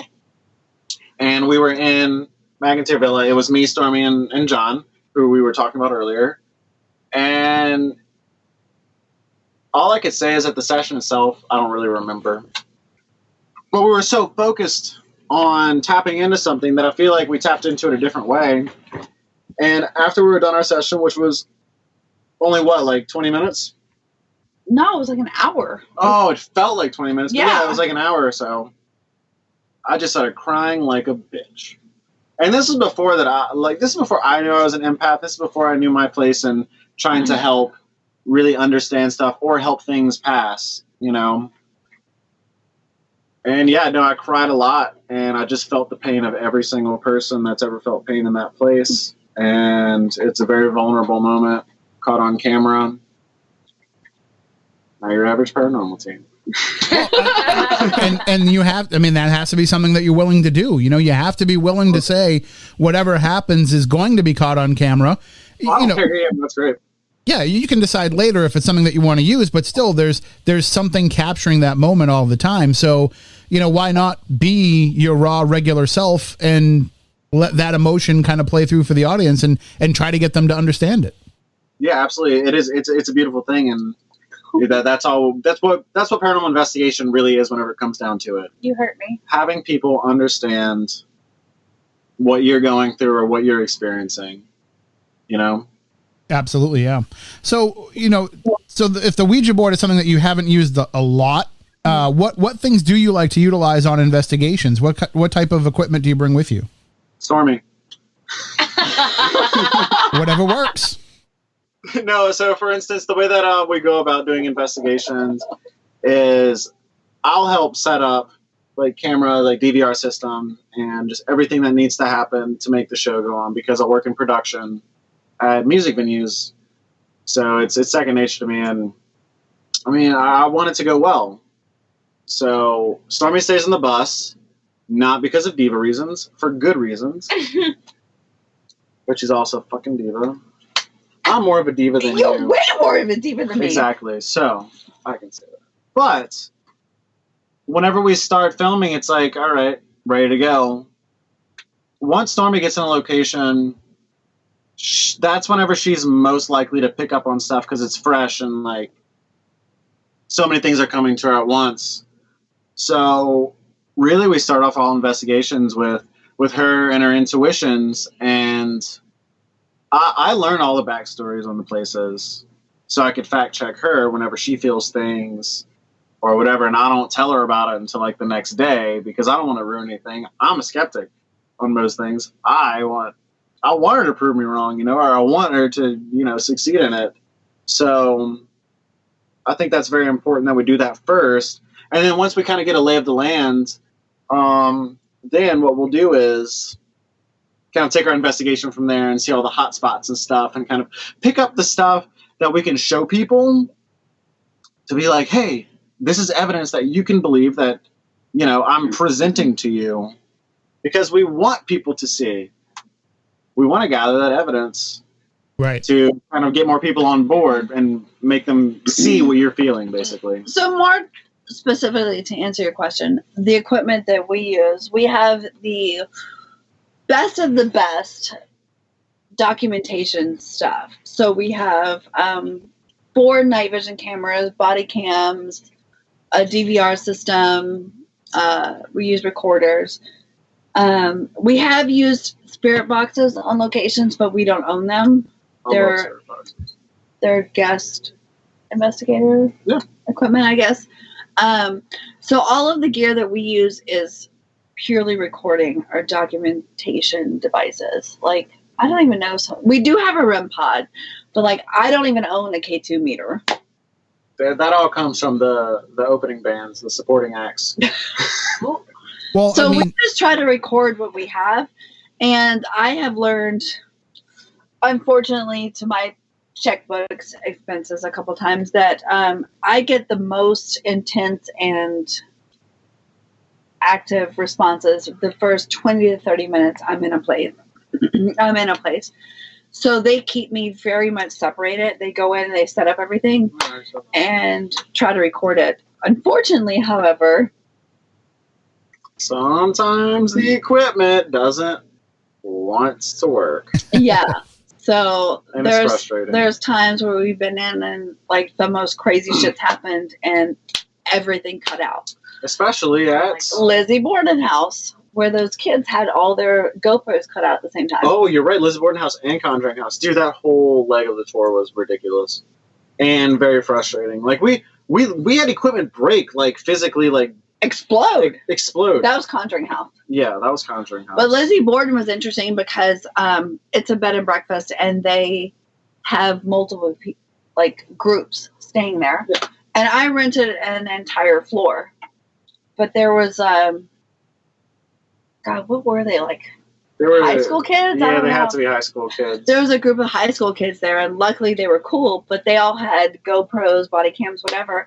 So we invited them to like follow along. Yeah, investigate, learn a thing or two. It was fun. Right. So finally I tapped in and I caught something and just... You almost ran over 2 high schoolers, dude. It's a scary... Okay. That's awesome. We call it the Paranormal Bloodhound. Scooby Doo. Yeah, the Scooby-Dooing. John Bullard coined the term Scooby-Dooing, where I just black out and take off running. And yes, I almost took out some children. I saved their lives. Because I know the look whenever Stormy's about What's to... the look? Okay, what you do is you look into the distance like this, all hazy-eyed, and then you cock your head. Do I look that sexy when I do it? No, not as sexy as me. But She just slapped him across the face. yeah, I know, right? This is all the time. No. So she cocks her head, and then I'm like, oh, fuck. And there's, like, kids in the way. We're, like, in the upstairs room, like the third floor. And I just see her about to run, and I grab 2 kids. I'm like, whoa! And then she just beelines out the room right to the basement. The kids don't know what's going on. They're freaking out. And I'm like, we're just going to follow her. So, yeah, that's the Paranormal Bloodhound. We can't say Scooby-Doo because I don't want to get sued. Although that would be kind of sick, though. We get sued by fucking... Yeah, that's how you know you've made it, is when you get sued. Well, I'll tell you, the But first... anyway, so not only did... God, we had 2 cameramen? Or 1? 2. We had... I would say... So both of our cameramen lost footage, like literally at the same time everybody's equipment went down. But there was, 5 of those kids? Yeah, about... There was 5 kids that had their own, like, cameras, GoPros. Literally at the same time, everybody's footage stopped. Yeah. Wow. I can tell you the first shadow person experience I ever had was in the basement of the Lizzie Borden house.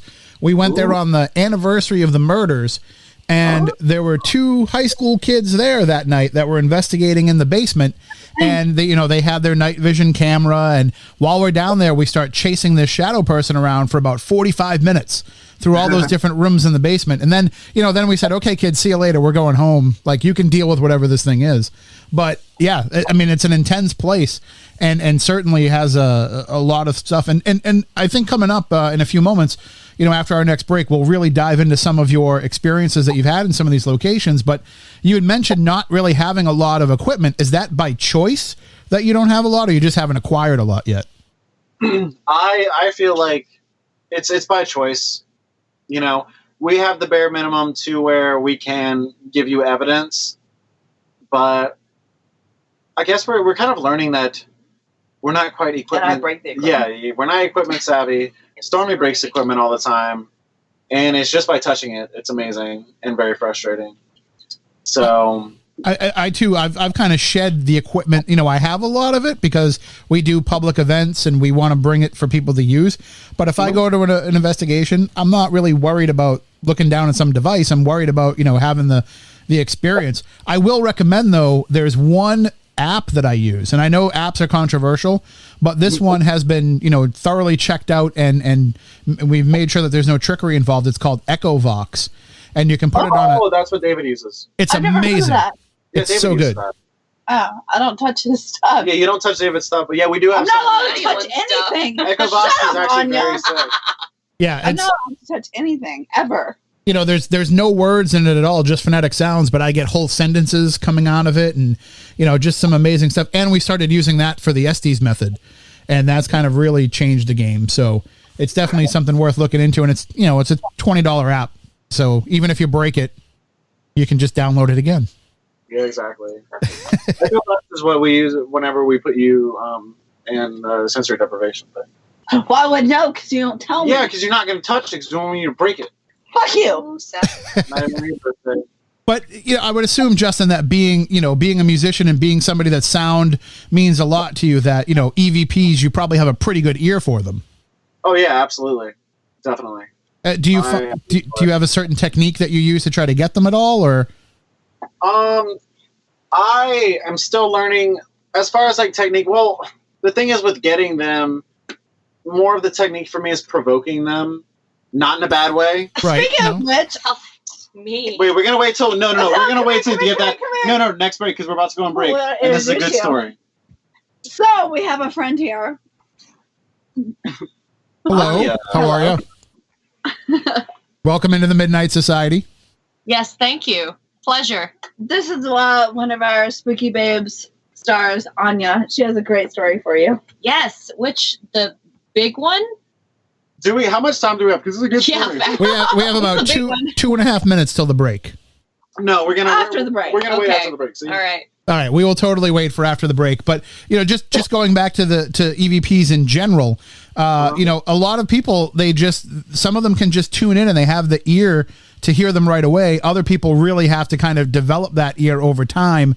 How did you find that you were perceiving these at first? Was it hard for you, or did you kind of have that tuned in ear to be able to hear them right away? It was very tuned in, but it's a lot of help from John Bullard, who's very good at EVPs. That's his jam. EVPs and music. That's why we get along so well. And he's like my paranormal big brother. He teaches me so much about it. So I'm still learning. But no, I do enjoy it because EVPs, it's definitely something, especially with the one that we talked about earlier with Susan. Like, whenever we heard that, there was no one else, like, no one said anything. And that's what kind of intrigued me to where it was like, oh shit, okay. Mm-hmm. Like, this is real. It wasn't faked at all. Now just my, skeptic side coming in. But EVPs to me are such hard evidence that I really look for them. And I love catching EVPs. Yeah. I mean, to me, it's the best thing to walk away with because, not only can you play it for other people, but you can, go back to the situation and realize like this really did come out of nowhere. And Exactly. And sometimes they do get downright creepy too. Especially whenever they're intelligent, yes. Yeah, no, Justin has one of the greatest EVP stories. Which one? The one with you and John upstairs at Vale. Oh, Well, my voice. hang on The to mimic. that because we've got to take a break here. But hang on to that. We'll get all those stories when we come back in just a few moments. And again, if you want to find out more about Spooky Babes, all you have to do is go to midnight.fm. Click on the photo there that you'll see of Stormy and Justin. That will take you over to all of the information. And by the way, as we're talking about music and we're talking about EVPs and sound, let me remind you all that you want to pick yourself up the Voice AI Radio Duo. If you really appreciate good quality sound, it is the best streaming Wi-Fi radio on the market. I promise you that. I have been listening to mine nonstop. Earlier today, I was listening to, Elvis Costello, and it was just incredible hearing this. And it's still on sale right now. It's normally $299. You can get one right now for $199 and save an extra 10% by using our promo code MIDNIGHT, MIDNIGHT, and they'll take another 10% off. You'll pay under $180 for the best streaming Wi-Fi radio available. Free shipping, 30-day money-back guarantee. Just go to voiz.link, voiz.link. Pick out which style that you want to have. It'll be the perfect addition to the decor of the room or the office, wherever you want to put it, and you will not believe how great it sounds. We'll be back with more Midnight Society in just a moment on Midnight FM.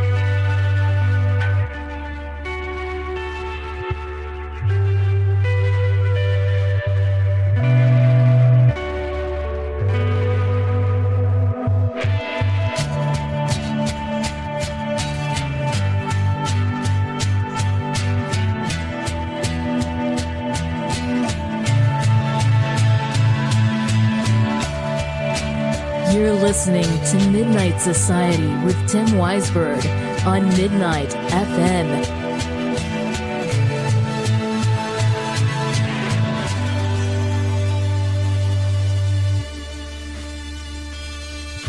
And welcome back into Midnight Society here on Midnight FM. Tonight we're talking with Stormy Daniels and Justin Loupe of Spooky Babes, and we're having a lot of fun tonight. If you want to check out their site, if you want to find out more about them and the project, we'll get more information from them about when we can expect to see some of this throughout the course of the discussion. But SpookyBabesShow.com is the website to go to. There is a trailer that you can see, a little teaser trailer, which we have right linked up at midnight.fm for you. If you click on their photo when you get there, you can see it. Check it out. Very, very cool stuff. But we've been talking about some of their investigations that they've been conducting as they go out and film for Spooky Babes, and we've been talking about some of the evidence and things that have happened to them along the way. And I know, Justin, you had an EVP story you were going to tell us. Oh, yes. So this was, it was toward the beginning of filming the first season of Spooky Babes at the Vale Mansion. Me and John Bullitt, who I was talking about earlier, we were all the way on the third floor of the Vale Mansion. Or no, wait. Yeah, no, it was the third floor. Because the third floor at one point was an insane asylum, and the building itself just has a history of housing people that really can't take care of themselves. So me and John are doing an EVP session on the third floor, and at one point, this is the first time I ever experienced, being touched by anything supernatural. So you're not supernatural, stop touching me. So we're up there and we're kind of asked, because in oh my god, dude, my hand's all tingly right now. That's so weird. I'm sorry. Anyway, so in the basement of this place is where they used to do very terrible experiments on the mental patients. And this was very early on in my career of being an investigator and being frustrated. And at one point... And young and dumb. Well, I'll forever be Still young and dumb. Yes, it's very true. But Jeez. there was one point where I was like, okay, well, if anyone that's here that wants to communicate with me, if you aren't going to, then we're going to go down to the basement. And all of a sudden... I started to feel tingling on my hand and then pressure. And we caught an EVP at that same time saying, let's go. And this is a woman EVP. It's very important to the story, which I'm about to tell. Because also, while we're up there on the third floor, John, out of nowhere, just goes, ow. And apparently something touched him on his back, which we looked back and he had burn marks on his back from whatever touched him. But it's me and him talking, just me and him up there. Stormy and the rest of the crew are 2 stories down looking at the monitors. I wasn't. I was in the corner. Yeah, but you were in the same room. Instagramming. Yeah, I'm sure. So as soon as John, I'm like, hey man, are you okay? And he goes, something just burned my back. And we hear a woman voice go, what? And then we keep talking and he's like, yeah, it really hurts. And then you hear the woman voice again go, what? He didn't catch that whenever he sent us that EVP. I did. Because it sounds like me. Yeah, because it sounds exactly like Stormy. And he probably thought Stormy was up there. Mm-hmm. But it was nothing like the other woman's voice that we caught. It was very strange and very clear, like she would have been there talking to us, So that was very interesting. And it was weird as fuck. Well, I mean, spirits can mimic the voice of the living. I've heard that happen myself, and a lot of people have reported it, so it could have been something like that. No, yeah, absolutely, and it's very interesting, and it's something that we ran video up there too, so you can see. And I've on a show like Paranormal Show, I've never really seen them catch anything like that or really come across something like that, at least to the public. Well, let me tell you, I've worked on 3 different paranormal shows. And as a researcher and a producer, and I can tell you that, for the most part, everybody wants to present the paranormal in as pure a fashion as they can, but they also worry so much about the story, the narrative, the way it comes across on TV. So they get very concerned about, well, yeah, that's great evidence, but if we put it on TV, is the audience really going to understand? The best part about doing it yourself is that when you have great evidence like that, you can just show it to the audience and leave it up to them, to decide if they can figure it out or if they need to, look at it from a different perspective. You don't have to worry about somebody else who's non-paranormal trying to decide how to tell your story. Yeah, no, absolutely, and that's what it's going to boil down to. And we have a few instances like that to where it's like, well, I guess we'll see how this will go over on TV. Yeah. So by the way, before we, and I want Anja to be able to share her story too, but before we go any further, what is the plan for distributing the show when everything is all ready? Stormy, are you looking to sell it to a network? Are you going to run it yourself and do it through a website? And how do you envision this happening? So we have a lot of interest from both streaming networks and cable networks. I can tell you right now that it's never going to go to cable. Partly because of who I am and the name Stormy Daniels, and partly because there's so many we curse a lot. It's like the fucking Osbournes, dude. Like it would just be all beeps. Both Justin and I are pretty guilty of going, "What the fuck?" Dude, yeah. Well, it catches you off guard, man. Yeah. I mean, we curse like sailors anyway. Yeah. So right now, I'm going to say it's going to one of the two biggest streaming networks. Yes, I agree, and I'm fucking stoked. The streaming networks are the shit. Mm-hmm. And millennials like myself only watch that. I don't even have cable. Yeah. Right, and as I was saying before, you get the control. You don't have a network producer, a network executive breathing down your neck and saying, "Hey, I really like what you do, but couldn't you find some more demons?" And that's not an exaggeration. That's an actual network note that I once got. No, I'm sure. The D word. We don't say that on the bus. But we Well, I'm sorry. Yeah, no, funny story. Yesterday, was it yesterday? It was yesterday. Yesterday morning, my daughter got up and she was like, we're talking about... Creature. Yeah. This is a whole separate story. An attachment that my attachment has.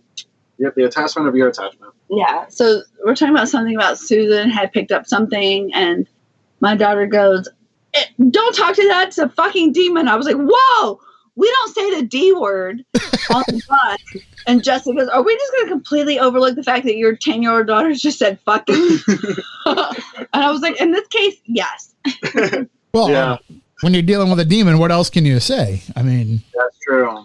I we don't say know. We're dealing with the D word and not the fun kind. Oh my god.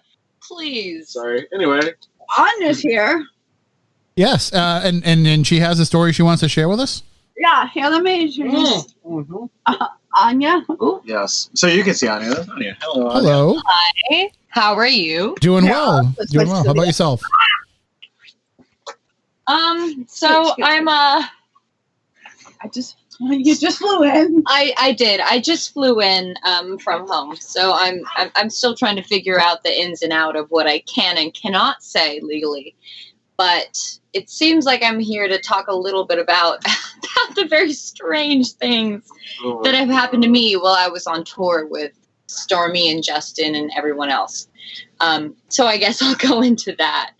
But the very first incident, which I think is going to be featured in the first episode. Oh, hell yeah, it is, dude. Yeah, probably. Hell yeah. Probably the first episode. There was something that I still am waiting to find a blame name, because it's either Justin or Stormy, and both of them blame each other.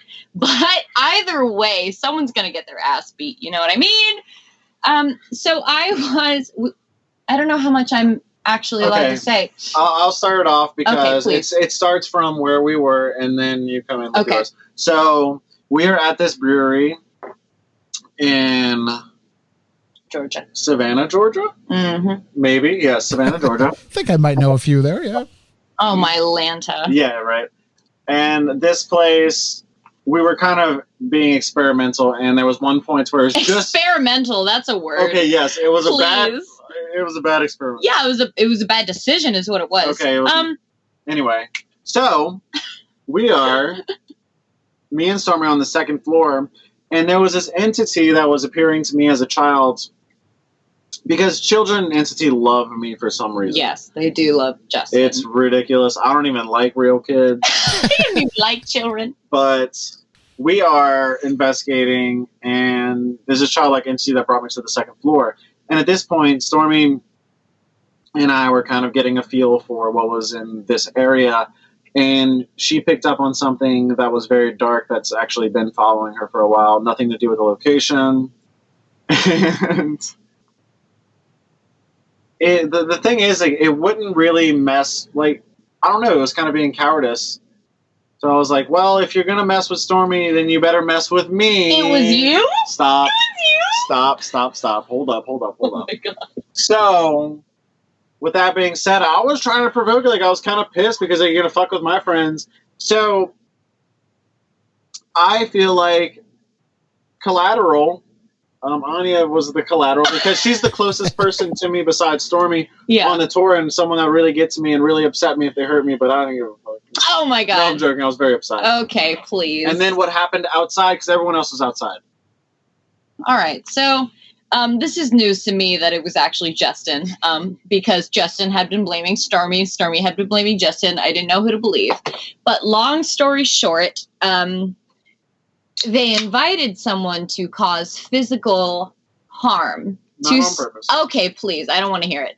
I don't want to hear it. To someone in our crew, basically as a way to taunt them, which is a very, I feel, newbie mistake to make. And it was. I was a newbie and I made a mistake. And yeah, and fair enough. You know, I didn't die, so that's great. Oh my God, please, man. No, it's fine. I'll fight him later. Don't worry about it. But it was very strange, to say the least. But again. So what happened? Yes, what happened? That's a good question. I'm not totally sure myself. I don't fully remember everything, but what I can say is that coming back on the bus about a couple minutes after, whoever, better known as Justin, had taunted this entity there, saying, you know, if you're really there, then hurt one of us, do something. What? I don't want to hear it. It hurt me, essentially. And a couple minutes after he said this, I went into what can only really be described as anaphylactic shock. And I honestly came very, very close to kicking the bucket. Oh, no. Which, it's really bad. And it's only funny because Justin is a little shit. And he's literally laughing right here as I talk about this. You can see us. Yeah, fuck. Oh, pardon. No, it's okay. It's all right. Okay. But it became very serious very fast. I went to the doctor. An ambulance was called. I couldn't breathe. My throat closed. It was really bad. It was as if, it was as if someone had told this negative entity to come and try and hurt one of us. And that thing came in and tried to hurt me. And it was a moment for me in which I really came to understand the seriousness of all this. I've been doing tarot readings since I was very young. I've been involved in all this since I was pretty young, but I'd never really been exposed to something as serious as what we're all looking at until I went on this tour with Stormy and Justin, and until Justin apparently made this remark, which really almost ended my life, which is kind of crazy to say because, who's going to listen to something like that? Who's going to believe you when you say, yeah, my friend taunted this negative entity and then I almost died? It's crazy. It's crazy to hear.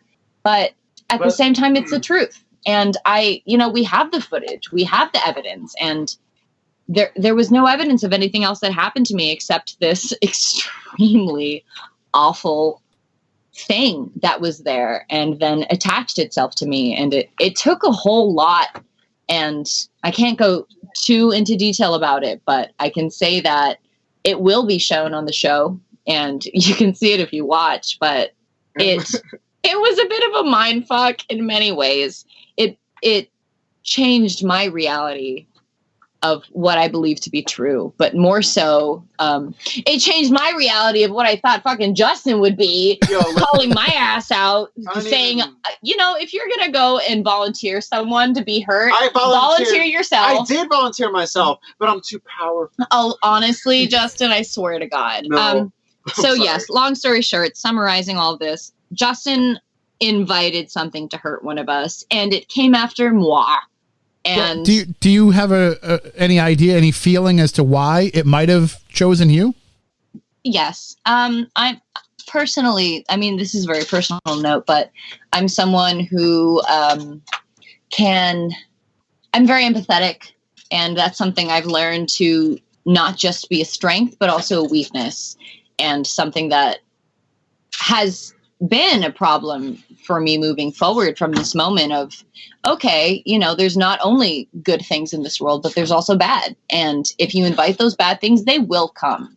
It's not a joke. It's not a game. It's very easy to think of all this as very fun and, oh, let's go see what happens. And that's kind of how I thought about it, but it's not, and I learned that very much from Stormy and from Justin and from John Bullard, and the connection that I saw between Stormy and John. It was just a lot. It was a lot to see, and it completely shook my reality of what I thought to be true. Even coming on this tour, knowing what I thought I maybe would see, but it blew all of my expectations out of the park, in my head, and also just physically. I literally ended up in the hospital. This is very true. But I feel like, honestly, because we've been like very, very close and really good friends longer than Spooky Babes, That's longer true. than all of That's that. true. That's very true. And I think that it chose you because it knew that Yes. I'd be the most upset. Yeah, it was either going to go after Stormy or me, and I think I was less prepared than Stormy.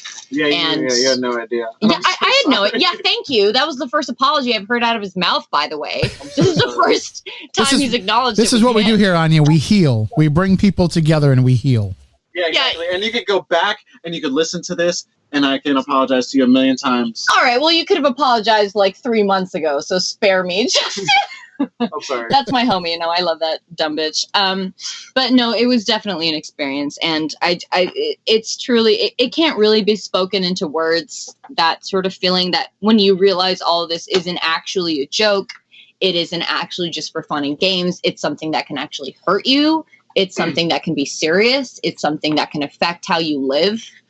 That was a really big moment for me. Now we're super cautious. And now we're so cautious, like beyond. I mean, even when they just picked me up at the airport today, and may I just say, the second Justin saw me, before he gave me a hug, nothing. He threw holy water in my face. So we are very careful moving forward. That'll be on the Spooky Babes Instagram later on. Well, did you guys videotape that? Yes, Yeah. Oh my God, they videotaped it. Yeah, Okay, so apparently it'll be on the Instagram if you want to see it later. But there's a moment, I think every investigator has that kind of that oh shit moment where when it happens to you, you have to decide, are you going to run away from it or are you going to run toward it? And it seems like despite going through all that, it didn't make you run away from it. You're still running toward it. Absolutely. John's a runner. Absolutely. It for a moment, I mean, it's kind of funny because now looking back on it, the way I dove right back into the investigations is almost a little odd to me. I mean, literally, now that I think about it, I got out of the hospital and immediately wanted to go back into shooting that night.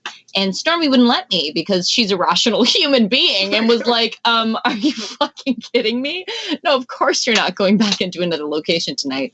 But all of this is so addictive, especially when it's in a world of reality. If this had been some other whatever hooty-dooty kind of nonsense, then fine. But this is with people I trust and people who I know to tell the truth and people who I trust in my heart of hearts. And it changed the game. And it despite all the honestly horrible and kind of traumatic things that happened my first tour. It's Justin's laughing because he's a horrible human being. Don't mind him if you hear him in the background. But no, it was a game changer. And I really do want to stress that this isn't a joke. And it's not something that you can just kind of like, oh, let me do this and whatever. If you play games, they will play games back. But yeah, I 1,000% dove back in because, how can you not? How can you not be addicted to this feeling of like, I've always wondered if this was true and now I get the chance to see if it actually is. And okay, something really scary happened. I will definitely verify that. I was lucky enough to be okay. And maybe it's a little naive of, thank you, Justin. Maybe it's a little naive of me to dive back into it so hard, but I trust the people around me. I trust Stormy. I trust Justin. I trust everyone involved, and I know they have my best interest. And if they're in it, then I'm in it. And don't worry about it. I'll get Justin back. We'll see. I'll get it on camera for you guys. Don't worry about it. I can help you with that for sure. If you, especially if you come to some of the places I know about. Later, we can get him back. But Justin, how do you, now looking back at what happened, did that make you kind of second guess what you did, or did you say, hey? Yeah, did it, Justin? Did it make you second guess? Absolutely. He's doing air quotes. You can't see that. I don't know. No, it absolutely didn't. It stressed for me the seriousness of it all. He blamed that on you for the one story. I didn't blame it on her. He absolutely did. No, I didn't. That's fine. But no, it absolutely just it put it into perspective of how serious this shit is. And I mean, if you're gonna play with fire, you might, one of your friends might go to the hospital. Very but true. in all seriousness, call your parents. And I did. Yeah, Stormy had to call my poor parents. I never met. This wasn't a joke. This was very real. It was so serious. I had no idea it could get this serious. Yeah, well, me either. And now I do feel bad, but it's just one of those. And I am laughing a bunch because that's the way that I grieve, and that's why I'm in denial. I laugh at funerals, and it's not because it's funny. I just don't, cry at funerals. Yikes. That's the way it is. I'm not. You just cry by yourself in the shower. Listen, Anja, I've known Justin for 2.5 hours now, and I can tell when he's being sincere. So I think he's being sincere. We're going to take our final break here. I'll let you guys fight it out during the break, and then we'll be back with our last segment here. Don't go away. We'll be back. And also, by the way, on Sunday, if you are not following us on social media, please do so on Facebook and Twitter at Midnight DOT FM, and you'll be able to see the lineup of shows for next week. We do have quite the lineup planned for you, including, I'm going to give you a little bit of a teaser here for Wednesday night of next week. We're going to have joining us for part of the program, Sandra Nemi. She is the niece of Mela Nurmi, the woman who played Vampira. So the real Vampira, we're going to get the story all about her. You know her as the original female horror host. Going all the way back to 1954, we're going to get her real story from her very own niece. And I've been reading the book. It is incredible. The stories, the people. You are going to love this story. And I'm so excited to talk with Sandra because I'm a big Vampira fan. So that'll be on Wednesday night. But we'll announce the whole lineup on Sunday on social media at Midnight DOT FM. Back with our final segment of tonight's Midnight Society in just a moment on Midnight FM.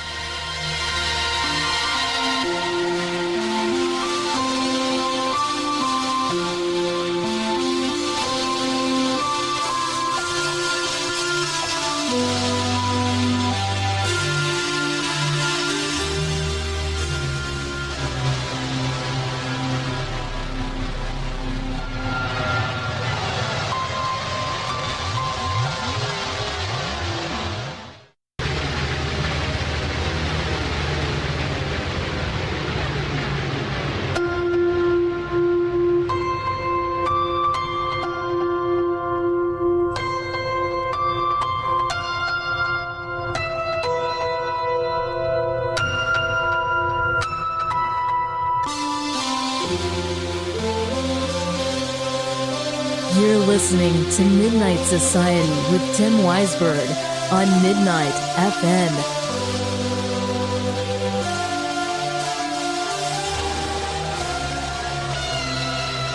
And welcome back. Our final segment of what has probably been our most fun show yet.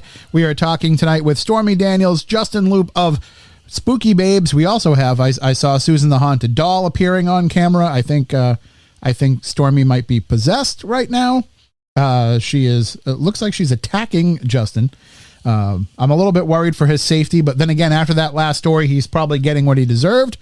But they are definitely, yeah. Thank you. No, please go on. I can see the family vibe, the family atmosphere. I can tell that this is going to be a team that is going to capture America's ghost hunting heart. If there's anything left of them after tonight. Yeah, it's a lot over here. Okay, can we please just listen to the gentleman? Hey, watch how you throw around words like that. But I want to say this. I want to bring this up because it's been the talk amongst the audience throughout the discussion tonight.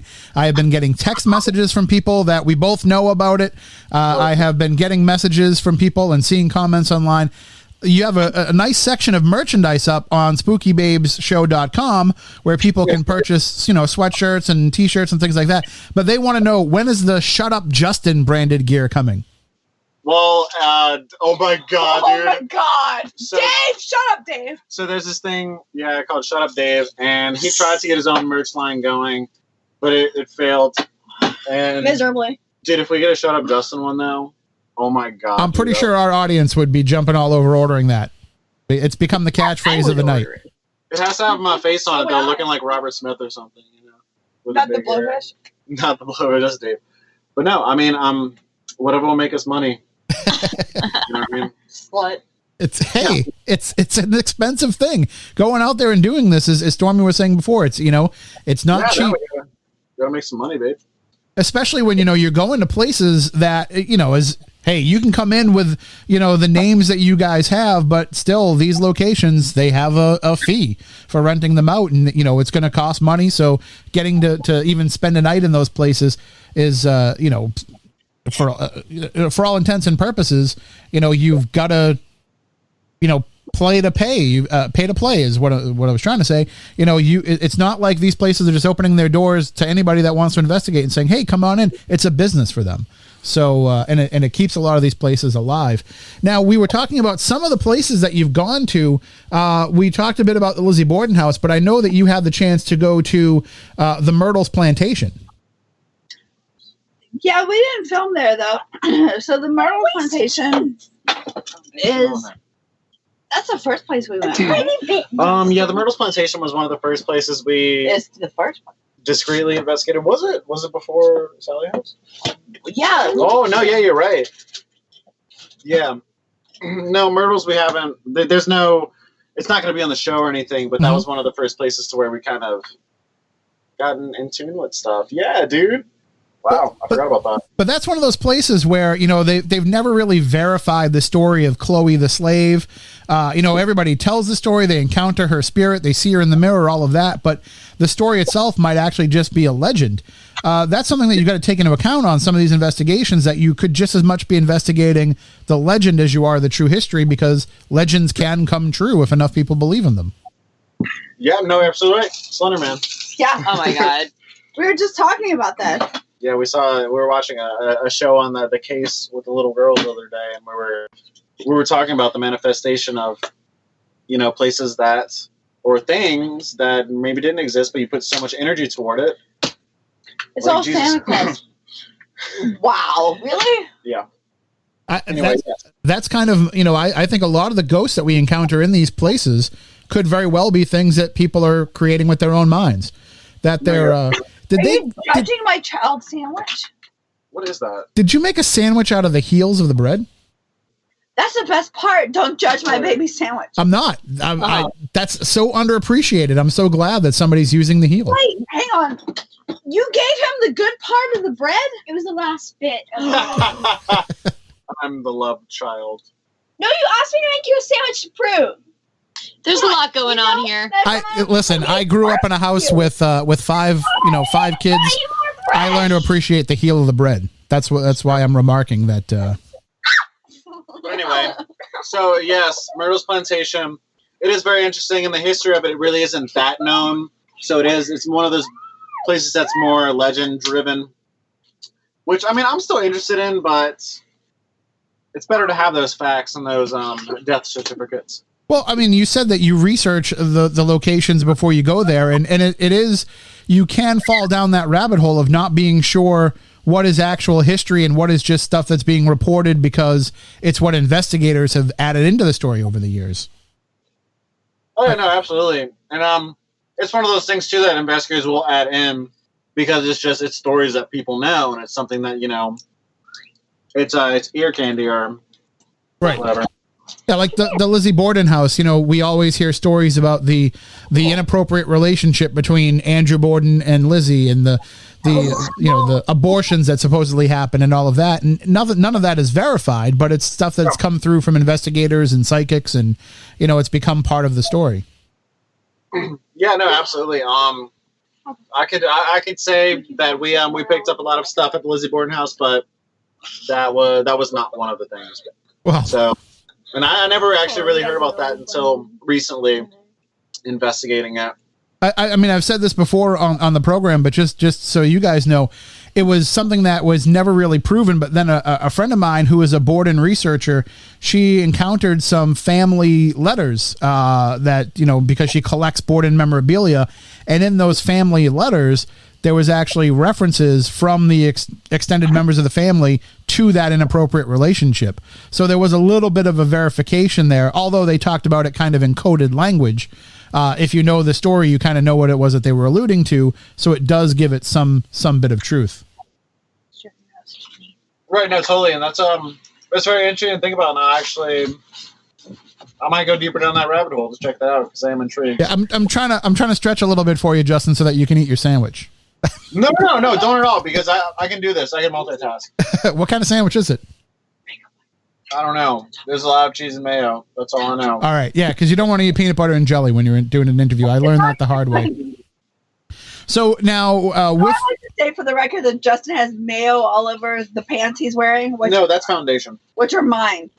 Whatever. I'll wear your pants because they look better enough. That's not my fault.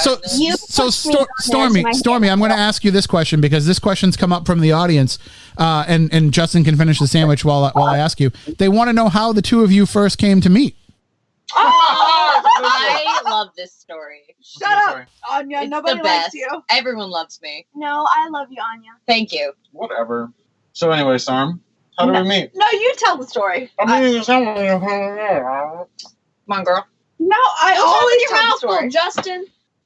Okay, I'll tell the story. So anyway, there's this bar in New Orleans where we were both from. It was a place where me and my friends used to frequent for karaoke, and I was gracing the stage with my presence and my beautiful voice. Please. Hey, you told me to tell it. Oh my god. Okay, let's have an impartial story. An impartial person tell the story. Anja, tell the story. No, I'm telling it. So anyway, I'm singing a song by this band Typo Negative, and there's this lady at the end of the bar. Did you call me a lady? This chick at the end of the bar that just keeps staring at me. I'm like, what the fuck? That's weird. But anyway, super creeped out. Finished the set because I am. Stop. Because I am an entertainer. You're like crowd surfing. And then after the fact, we so our friend Aaron, who's the bartender there, he was my friend as well. No, he wasn't. So He didn't know who you were. Yes, he did. I went there all the time. He didn't know you. I'm telling the story. You're lying. I'm not lying. You are. Anyway, so what happened is Aaron was like, "Hey, Justin, I have a friend that wants to meet you." And then I went up. That's not what happened. Yes, it is. We were in the back lounge. You're Yes, I never lying. went to the bar. Kyle went up to the bar. I love you, Kyle. I miss you. Oh my god. Kyle went up to the bar, and didn't know. We just got talking. She's like, "Oh my god, Type of Negatives, like one of my favorite bands, and you're so adorable." I did not say you were adorable, because you're not. There's a lot of discontent here. Anyway, no, we met at a bar in New Orleans, a karaoke bar, and we just became best friends ever since then. Sometimes it's just a matter of, you're supposed to meet certain people and they're part of your journey. And, people are going to remember the story differently, apparently. Yeah, no, definitely, because some of them were less inebriated than others. Oh my goodness. But yeah. You're starting a fight here. That's fine. That's a fair point. Anja, how did you come to be part of the team? Oh my god. Well, I've known Justin before I knew Stormy. I met Stormy through Justin. We hung out a couple times, and something kind of happened where someone else fell through, and I had been talking to Stormy and helping her with some tarot readings. I've been doing that for a while, and she sort of asked me to be part of it. But yeah, no, Stormy and Justin met through karaoke, if you can tell that through lots of the fighting that just happened here. But oh my god, it's happening again. No, it's not happening again. I will not allow it. I will manifest this away. They met through karaoke. I met Stormy through that. Stormy's great. We became really good friends through there, and then it all kind of happened from there. And it was. I feel very lucky through that, despite all the nonsense that's happening on camera here. Stormy is literally sitting on Justin now as he's trying to finish the sandwich. Yes, she absolutely is. We've all been reunited after a very long time, so if we're all a little bit happy right now, please excuse us. No, we've been together too long. This is what we love. We love to have Friday night shows where we just get to have fun and, talk a little bit about the paranormal, but also, have a good time heading into the weekend. Yes, that's absolutely what I think is so great about this show is, everyone here is really good friends, especially Stormy and Justin. They definitely fight like they were born together. It's very funny to watch. I look forward to everyone else seeing this dynamic that they have. Sometimes I want to punch them in the throat, but it's endless love. I do promise that. But a chemistry like that will help on investigations because you kind of do become all in sync. Yes, agreed. I totally agree to that. And I say that as he burped in my ear. And he's the best, and I love them, and Stormy's the best. But it totally does help with investigations on a very real note. That kind of connection that people have does help us all to be on the same page, whether or not they invite, negative entities to hurt one of us. But either way, no, it's really great. They help each other a lot. The connection that those two have is really immeasurable, and I think it'll be quite evident when you see it on the TV show. I love you. And again, I love you, Storm. Yeah, you hear that? That's pure love right there. He is no way being coerced to say this. She is definitely not physically abusing him, trying to get him to say this. Why is your arm all prickly? As Justin nods. Oh yeah, Why? he shaves his arms. Don't mind that. But anyway, yes, it does help a lot that we are. I mean, Spooky Babes is a family. Yeah, not your average paranormal TV show. Thanks, John Bullard. Thanks, John Bullard. Hashtag. So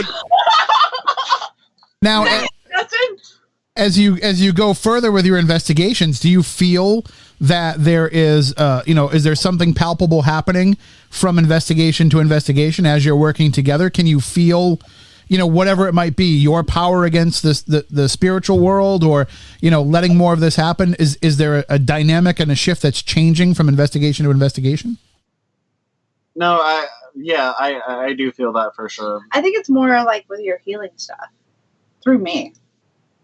Well, yeah. No, it can be that. I mean, we're all growing and progressing here and getting more intertwined on a spiritual level and understanding each other on a spiritual level.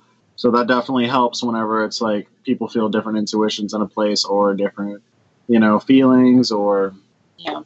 Every person involved ends up kind of being entwined with every other person. One person feels something in a way, and then the rest of us, being that we all have that kind of connection with each other. Before all this happened, we were all friends before any of this went down, and oh my God, Justin, dear God. Before any of this happened, we were all friends. So going forward, it was easier to communicate than maybe it would be in other paranormal shows or events or whatever you want to call it. It became easier for all of us to sort of connect with each other, communicate what we were feeling, and to move forward in an investigation with that, which is very good. It's so hard to talk with these fools. Now I feel trying to articulate an intelligent response. Yes, thank you. But you do get to develop a bit of a shorthand in your investigation where, the more that you work with somebody, the more you become in tune. You don't have to worry about saying like, hey, let's do this, or you try this. Everybody kind of just feels that. And it makes it so that you can really tune into the spirits and not have to worry so much about what each other is doing. Absolutely. Especially with Stormy, I would say we've all, I've come to, and I've only been for, I've been here for less time than Justin has, especially, but we've all noticed that kind of thing that we talked about before with the Scooby-Doo Stormy moment, where we all have come to know that moment where Stormy gets this look in her eyes, where she gets this deep mediumship, and we all just have to stand there and we know exactly what's happening, what's going to happen, and we just watch it. And wait for it to unfold, and we know those cues from each other, and we know what to wait for. We're all kind of like, all right, what's going on now? God damn it, Stormy, what? And it's so easy to discredit that and see it as like, we're friends, so we are able to pick up on these social cues from each other. But it's not that, and we do see each other move and do these things. Again, specifically with Stormy, in my own experience, seeing her do things that make no goddamn sense to me at all, but then watching it move forward and hearing her say all of these things that just can't be explained in any other way except that she knows. And it's been a really special experience, I can say, on my behalf, watching all this happen and being part of it. And it's really something to watch. And I think it's really something that people will enjoy to see. And I'm very excited for everyone to see it. And I'm sure that you can't, you don't want to talk yet about a lot of the future places that you're going to go to for future filming, because of course you want to, keep that under wraps. You don't want to let that word get out. But I will ask each of you, I'll start with you, Justin, what would be your dream place to investigate? Okay. So my dream place, it would be, it's called the Paramore Estate, which is, it's in El Dorado. But it's because I'm fangirling over the fact that this band that many of you may not have heard of, My Chemical Romance. Oh! Yeah, I know. They're actually really good to check them out. Ouch. But they recorded their album, The Black Parade, there, and the vocalist had a lot of very strange experiences, and that would be a dream come true investigation for me. Because you're a bitch. Oh my God. That's nothing to do with being a bitch, but oh my God. Well, see, that's why, then you get the band to come and investigate with you. That's, Don't hurt him. No. This is lovely. Yes. That's how it works. That's, it's the stunt casting aspect of it. It's why Meatloaf went out with the Ghost Hunters, They can be your Meatloaf. Not that they're really on the same level, but. Justin and Meatloaf. Justin and Meatloaf. Justin and Meatloaf. No, two Justin are the same. And Gerard Way or Frankie or please, or you Mikey wish. Way. We're just going to hang out and be like, what's up, dude? See a ghost? Yeah, let's do it. Yeah. Listen, let me talk to my friends at Loudwire, see if we can't get a bug in their ear. Oh, that would be good. I've heard of Loudwire. No. No. Yes, I work for the company that owns Loudwire. No! So. Oh, cool. You're fired. That's great, yes. Anja, how about yourself? Where would you like to go? Oh my gosh, a question. Ow! That's my boob. Yeah, well, you're hurting me. I would say, I go into all of these locations completely blind, similar to Stormy. We both kind of go in not knowing what's going to happen. So it's hard to say what a dream would be, because there's so many places that have all these high expectations of what you should expect, and you're going to catch this there, and if you don't, then oh my God, the show's not real. And honestly, my I swear to God, Justin, I swear to God, my goal really, I would love to just go to a location where we can. Oh, I don't know if you can hear this, but he's trying to smash something over my head. Anyway, I can hear it. Yes. I would love to go to a location where we can just really completely be ourselves and maybe not have all the expectations that people necessarily think we should have as these high profile locations, where it's like, oh, this happens here, so we have to get this, otherwise it isn't real. I don't love that. I don't love that idea. I think that things most likely occur when we least expect it. And I just love to get something on camera that we can show to everyone and be like, yo, look, this is here. This is something that's real and that we've experienced. And I just love to have something that we can show to everyone else. Justin is really playing with my stuff right now, so it's hard to say it in particular. Okay. This is not a video chat, so stuff, not any naughty bits. Just see face. Naughty bits. My anyway. goodness. Yeah, the camera might have froze for me at the right possible time. So. Oh my God! I'm very jealous of you. I wish that I had a camera to freeze, so I didn't have to look at. Just close your eyes, Anja. Close your eyes and say, "Make me a bird, Lord, and fly me far, far away from here." Oh please! I've tried it. I've tried it. Best believe. Yeah. But we all have the same goal here, which is to show people that what we know to exist does exist, and we just want everyone else to know what we know. So is that like the place you want to investigate? I swear to God, Justin. No, but that was the question. I'm sorry. I don't want you to get off topic too much. But All right. What place would you desire to investigate? Oh, I desire to investigate somewhere where Justin fucking isn't. Okay, That's sorry. what I would love. Sorry, now you. Oh, Lalaurie Mansion. Lalaurie Mansion? Yes. Ooh, yes. That's a home base for us. Sure.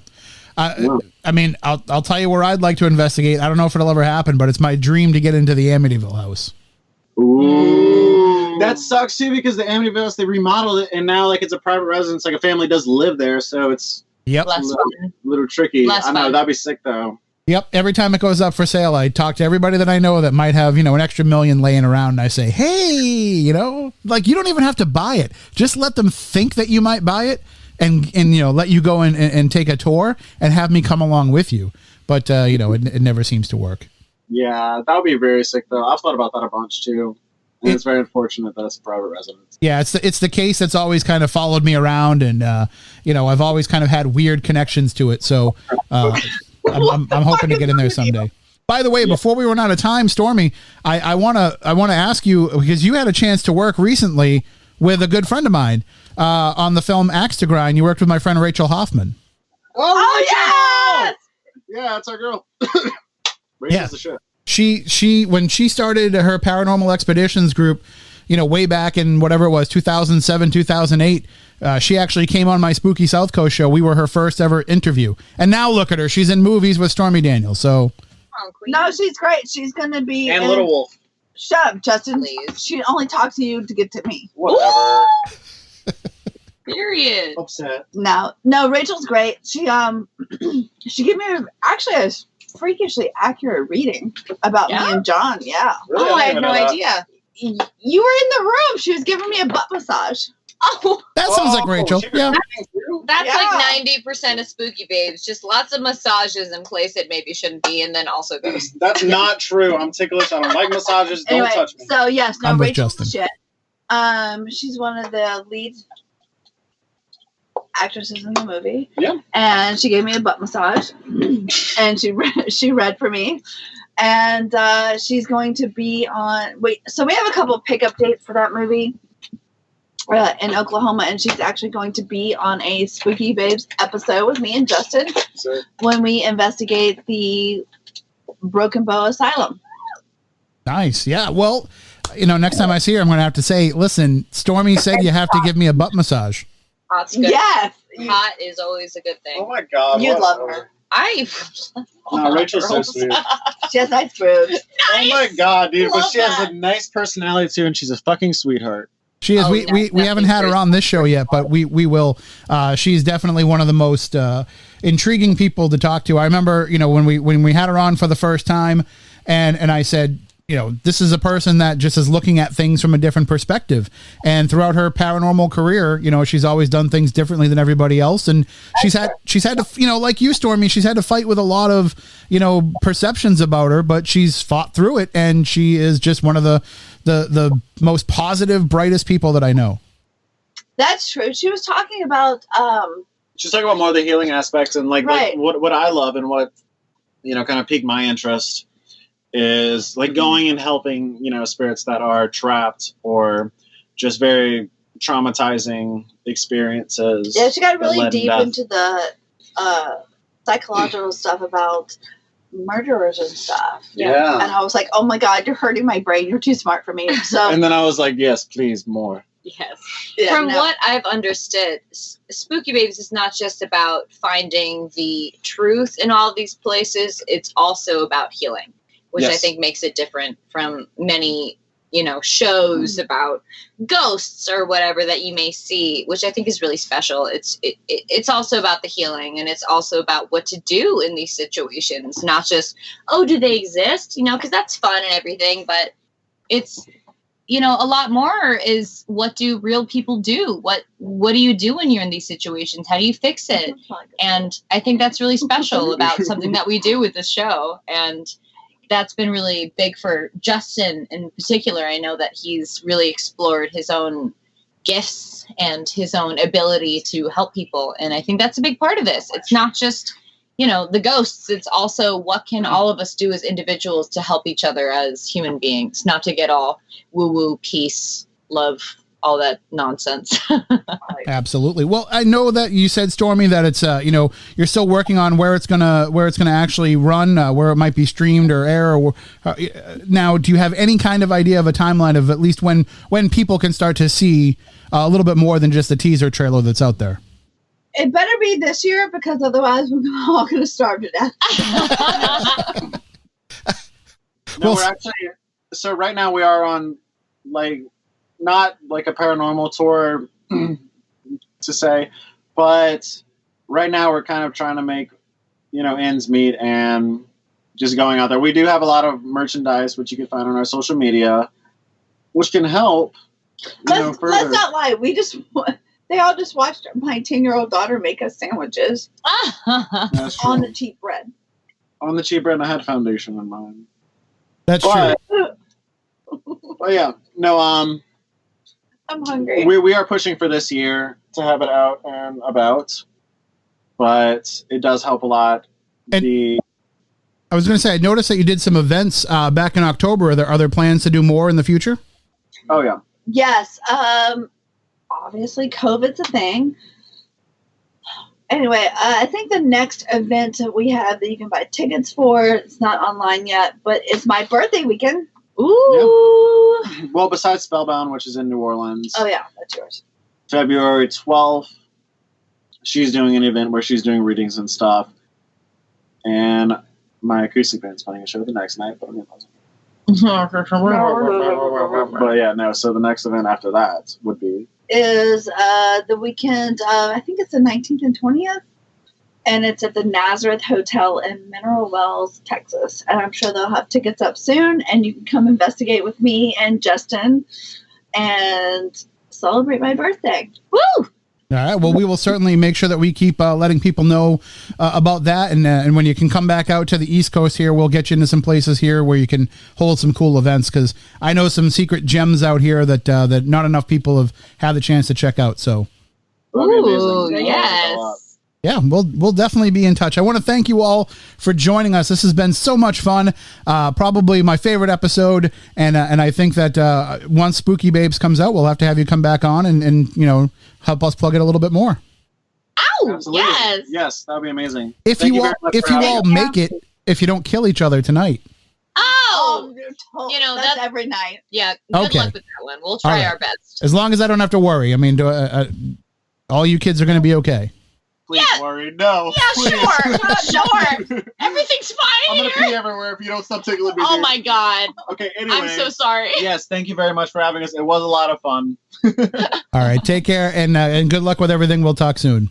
Awesome. Thank you very much. Cheers. That is Stormy and Justin and Anja and Katie and Susan the Doll, everybody from Spooky Babes. Again, if you want to find out more about it, just check out spookybabesshow.com. It's linked up right at midnight.fm. And of course, you can see the teaser trailer at midnight.fm as well. And we'll make sure that we keep you up to date with everything so that anytime there is some new information to share or when a new trailer comes out as it gets closer to airing, we'll keep you up to date with all of that. Now, everybody out there that is tuning in for the first time, if you've never heard this program before, we air weeknights, Monday through Friday at 10 p.m. Eastern. All of our past episodes are available at midnight.fm/subscribe. If you become a member, for starting at just $4.99 a month, you get access to all of our previous archives. But we're going to make this episode available to everybody out there for free. We're going to take the paywall off on it because a lot of people might have come in and missed part of it, and they only heard a little bit. So we're going to make that available for you so that you'll be able to listen to the whole show in its entirety. And again, just follow us on social media at midnight.dotfm on Sunday. We'll announce the lineup for next week's show. So thank you all for tuning in, and not only tonight, but for all week long and every night. We want to thank you for joining us. And as I like to say, I like to quote Warren Zevon here at the end of every episode. But I like to say, enjoy every sandwich. But I don't know, it sounds like, maybe Justin didn't enjoy that sandwich too much. Most of it ended up on his pants. All right, well, that'll do it for tonight. Have a great one. Have a good weekend. We'll talk next week. Take care.